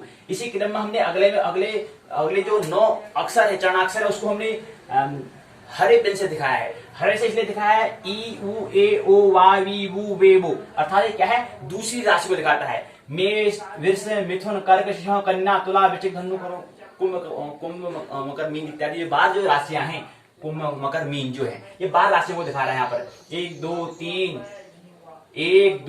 3 4 5 6 7 8 9, 10, 11, 12, तो ये क्रम आपको दिखाई दे रहा है। 12 राशियों को दिखा रहा है, इसलिए हमको अलग इसको हमने क्या करा है, इसको काली पेन से और हरी पेन से इसको हमने दिखाया। काली पेन और हरी पेन का इसलिए उपयोग यहाँ पर किया है हमने, क्योंकि वो एक क्या है, क्योंकि 27 नक्षत्र क्या होते हैं उसमें, 12 राशि में 27 नक्षत्र और उसके अंदर 108 जो नक्षत्र चरण है वो सब आ जाते हैं, इसमें विद्यमान हो जाते हैं, तो इसलिए हमें अलग अलग पेन से दिखाना होता है। बाकी 27 से बता दिया। नक्षत्र चरण और चंद्र स्पष्ट से जन्माक्षर ज्ञान का किया जाता है, मतलब नक्षत्र के चरण से चंद्र स्पष्ट तथा नक्षत्र चरण तथा चंद्र स्पष्ट से क्या होता है, जन्माक्षर का ज्ञान का निर्णय किया जाता है। तो जन्माक्षर जो हम कह रहे हैं, किसी व्यक्ति का नामकरण संस्कार जो हम करते हैं, उसका जो आयोजन हम करते हैं, क्यों आयोजन करते हैं, उसमें हमें क्या करना पड़ता है, जन्माक्षर ज्ञान का निर्णय किया जाता है। किससे, नक्षत्र के चरणों से, अर्थात जो यहाँ पर बता रहे हैं ये इनसे, और चंद्र स्पष्टकरण, चंद्र कहां पर स्थित है उससे हमें क्या होता है, नामकरण संस्कार जो है जन्माक्षर का हमें क्या होता है, ज्ञान होता है, और उस जन्माक्षर से व्यक्ति का क्या होता है, नामकरण करते हैं, और पूरे इसको जो उसका यहाँ पर अभिनय करने का उसको अवसर मिला है, पूरे उसको संबोधन हम क्या करेंगे, किस नाम से बुलाते हैं, उसी जन्माक्षर के नाम से उसको क्या करते हैं, संबोधन करते हैं, इसको बुलाते हैं। राम आओ, श्याम आओ, उन नाम से उसको पूरे क्या करते हैं, संबोधित करते हैं। लेकिन ख्याल रहे वो नाम क्या है, मन का प्रतीक है, रूप, और हमारा शरीर काला गोरा ये क्या है, प्रकृति का प्रतीक है। तो ये इसमें न्यू उलझ जाना है। वास्तविक हमारे वास्तविक ब्रह्म की जो बात करेंगे, जो ब्रह्म को समझने वाला, जो समझदार जो व्यक्ति होगा, वो जान लेगा कि वास्तविक में मेरा नाम कुछ भी नहीं है, मैं अनाम आया हूँ, अनाम जाऊंगा, निर्वस्त्र आया हूँ, कोई वस्त्र पहन के पहले से नहीं आया था, निर्वस्त्र हूँ, सब क्या है, मेरा खाली हाथ आया तो खाली हाथ जाऊंगा, ख्याल नहीं। तो बहुत सारी बातें हमें समझनी है। अब इसी क्रम में क्या है, विश्वविद्यालय भी कुछ अपनी बात कहता है। आइए विश्वविद्यालय के पाठ्यक्रम को समझें। तो ये है हमारे विश्वविद्यालय की इकाई किसी जन्माक्षर निर्णय। इकाई की रूपरेखा है, प्रश्न पूछा है, कल्पित भयाभोग साधन कर जन्माक्षर का निर्णय कीजिए तथा जन्म राशि बताइए। ये सब यहाँ पर बताया। पहला प्रश्न, छोटा प्रश्न पूछा है 10 अंक का। इकाई की रूपरेखा है, जन्माक्षर निर्णय इकाई की तीसरी इकाई है। प्रस्तावना है, उद्देश्य है जन्माक्षर निर्णय, नामकरण परिचय, नक्षत्र चरण से जन्माक्षर का ज्ञान, नक्षत्र चरण से जन्माक्षर का ज्ञान, जन्माक्षर ज्ञान का क्या महत्व है हमारे जीवन में, उसको सारांश, परिवेश, शब्दावली, अभ्यास प्रश्न का उत्तर, संदर्भ ग्रंथ सूची, सहायक पाठ्य सामग्री, निबंधात्मक प्रश्न पूछे गए हैं। ये क्रम इसमें आपको बताने का प्रयास यहाँ पर किया है। ये दिया है प्रस्तावना, उद्देश्य, जन्माक्षर निर्णय दिया है, नामकरण परिचय वही दे रखा जो यहाँ पर नक्षत्र के चरण से जन्माक्षर का ज्ञान कैसे करते हैं, नक्षत्र से जन्माक्षर का यही बता रखा है यहाँ पर, जो यहाँ पर दिखाया गया है ये इसमें दिया है। पूरे 27 नक्षत्र हैं, उसके अंदर 108 के हैं नक्षत्र के चरण है। ये अभ्यास प्रश्न पूछे हैं, राशियों की संख्या है, नक्षत्र का मान होता है, नक्षत्र में चरण खाली स्थान होते हैं, हस्त नक्षत्र का चरणाक्षर है, अभिजित नक्षत्र सहित नक्षत्र की संख्या है, एक राशि में है, चरण होते हैं, कृतिका नाम, पादा नाम, रोहिणी, मृगार्थ क्या होता है, ये राशि क्या है, सब यहाँ पर पूछा गया है।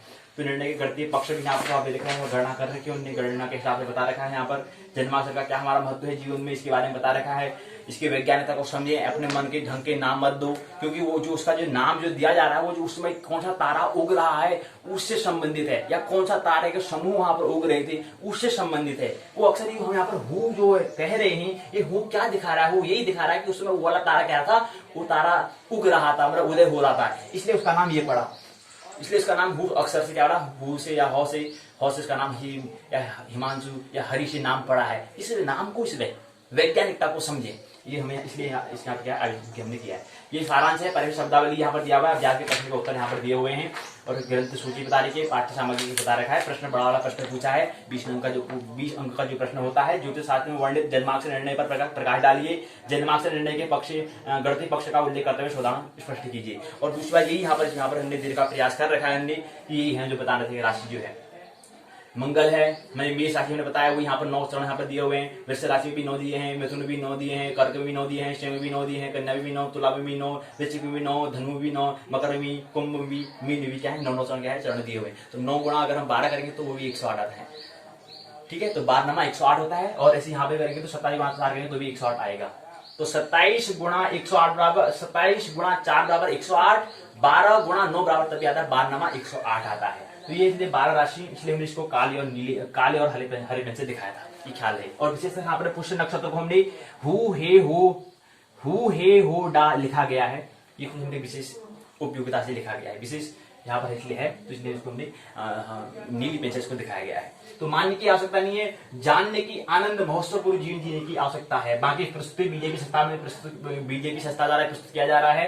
प्रसारण बीजेपी स्वाध्याय यूट्यूब द्वार पर प्रसारण इसका किया जा रहा है। प्रस्तुतकर्ता ज्योतिर्मय हेमचंद्र बेगवाल, ज्योतिर्गमय तमसो मां ज्योतिर्गमय, ज्योतिर्गमय हमें प्रकाशमान अर्थात हमें बुद्धत्व को प्राप्त होना है, इस बात का हमें स्मरण रखना है। स्टार हमें बनना है कि वर्दी में स्टार होने से, क्रिकेट में स्टार होने से काम चलने वाला नहीं है। अंतस और बाह्य, विज्ञान और धर्म, अध्यात्म में सभी में क्या करना, सभी जो विमाएं हैं पूरा व्यक्तित्व में हमें सभी विमाओं में सभी दिशाओं में क्या करना, अपना क्या है विकास करना है, तब जाके व्यक्तित्व बनता है। विकासों के योग को ही हम अन्य दिशा में अन्य आयाम जो है, अन्य आयामों में अगर हमारा सभी आयामों में अगर विकास हो जाता है तब जाके हमारा व्यक्तित्व बनता है, पर्सनैलिटी बनती है। मानने की आवश्यकता नहीं है, जानने की आवश्यकता है। मेरी बातों कहते हैं प्रेम पूर्वक शांति पूर्वक सुना, बहुत बहुत अनुग्रहित हूँ। अंत में सबके भीतर बैठे हुए परमात्मा को प्रणाम करता हूँ, मेरा प्रणाम स्वीकार करें।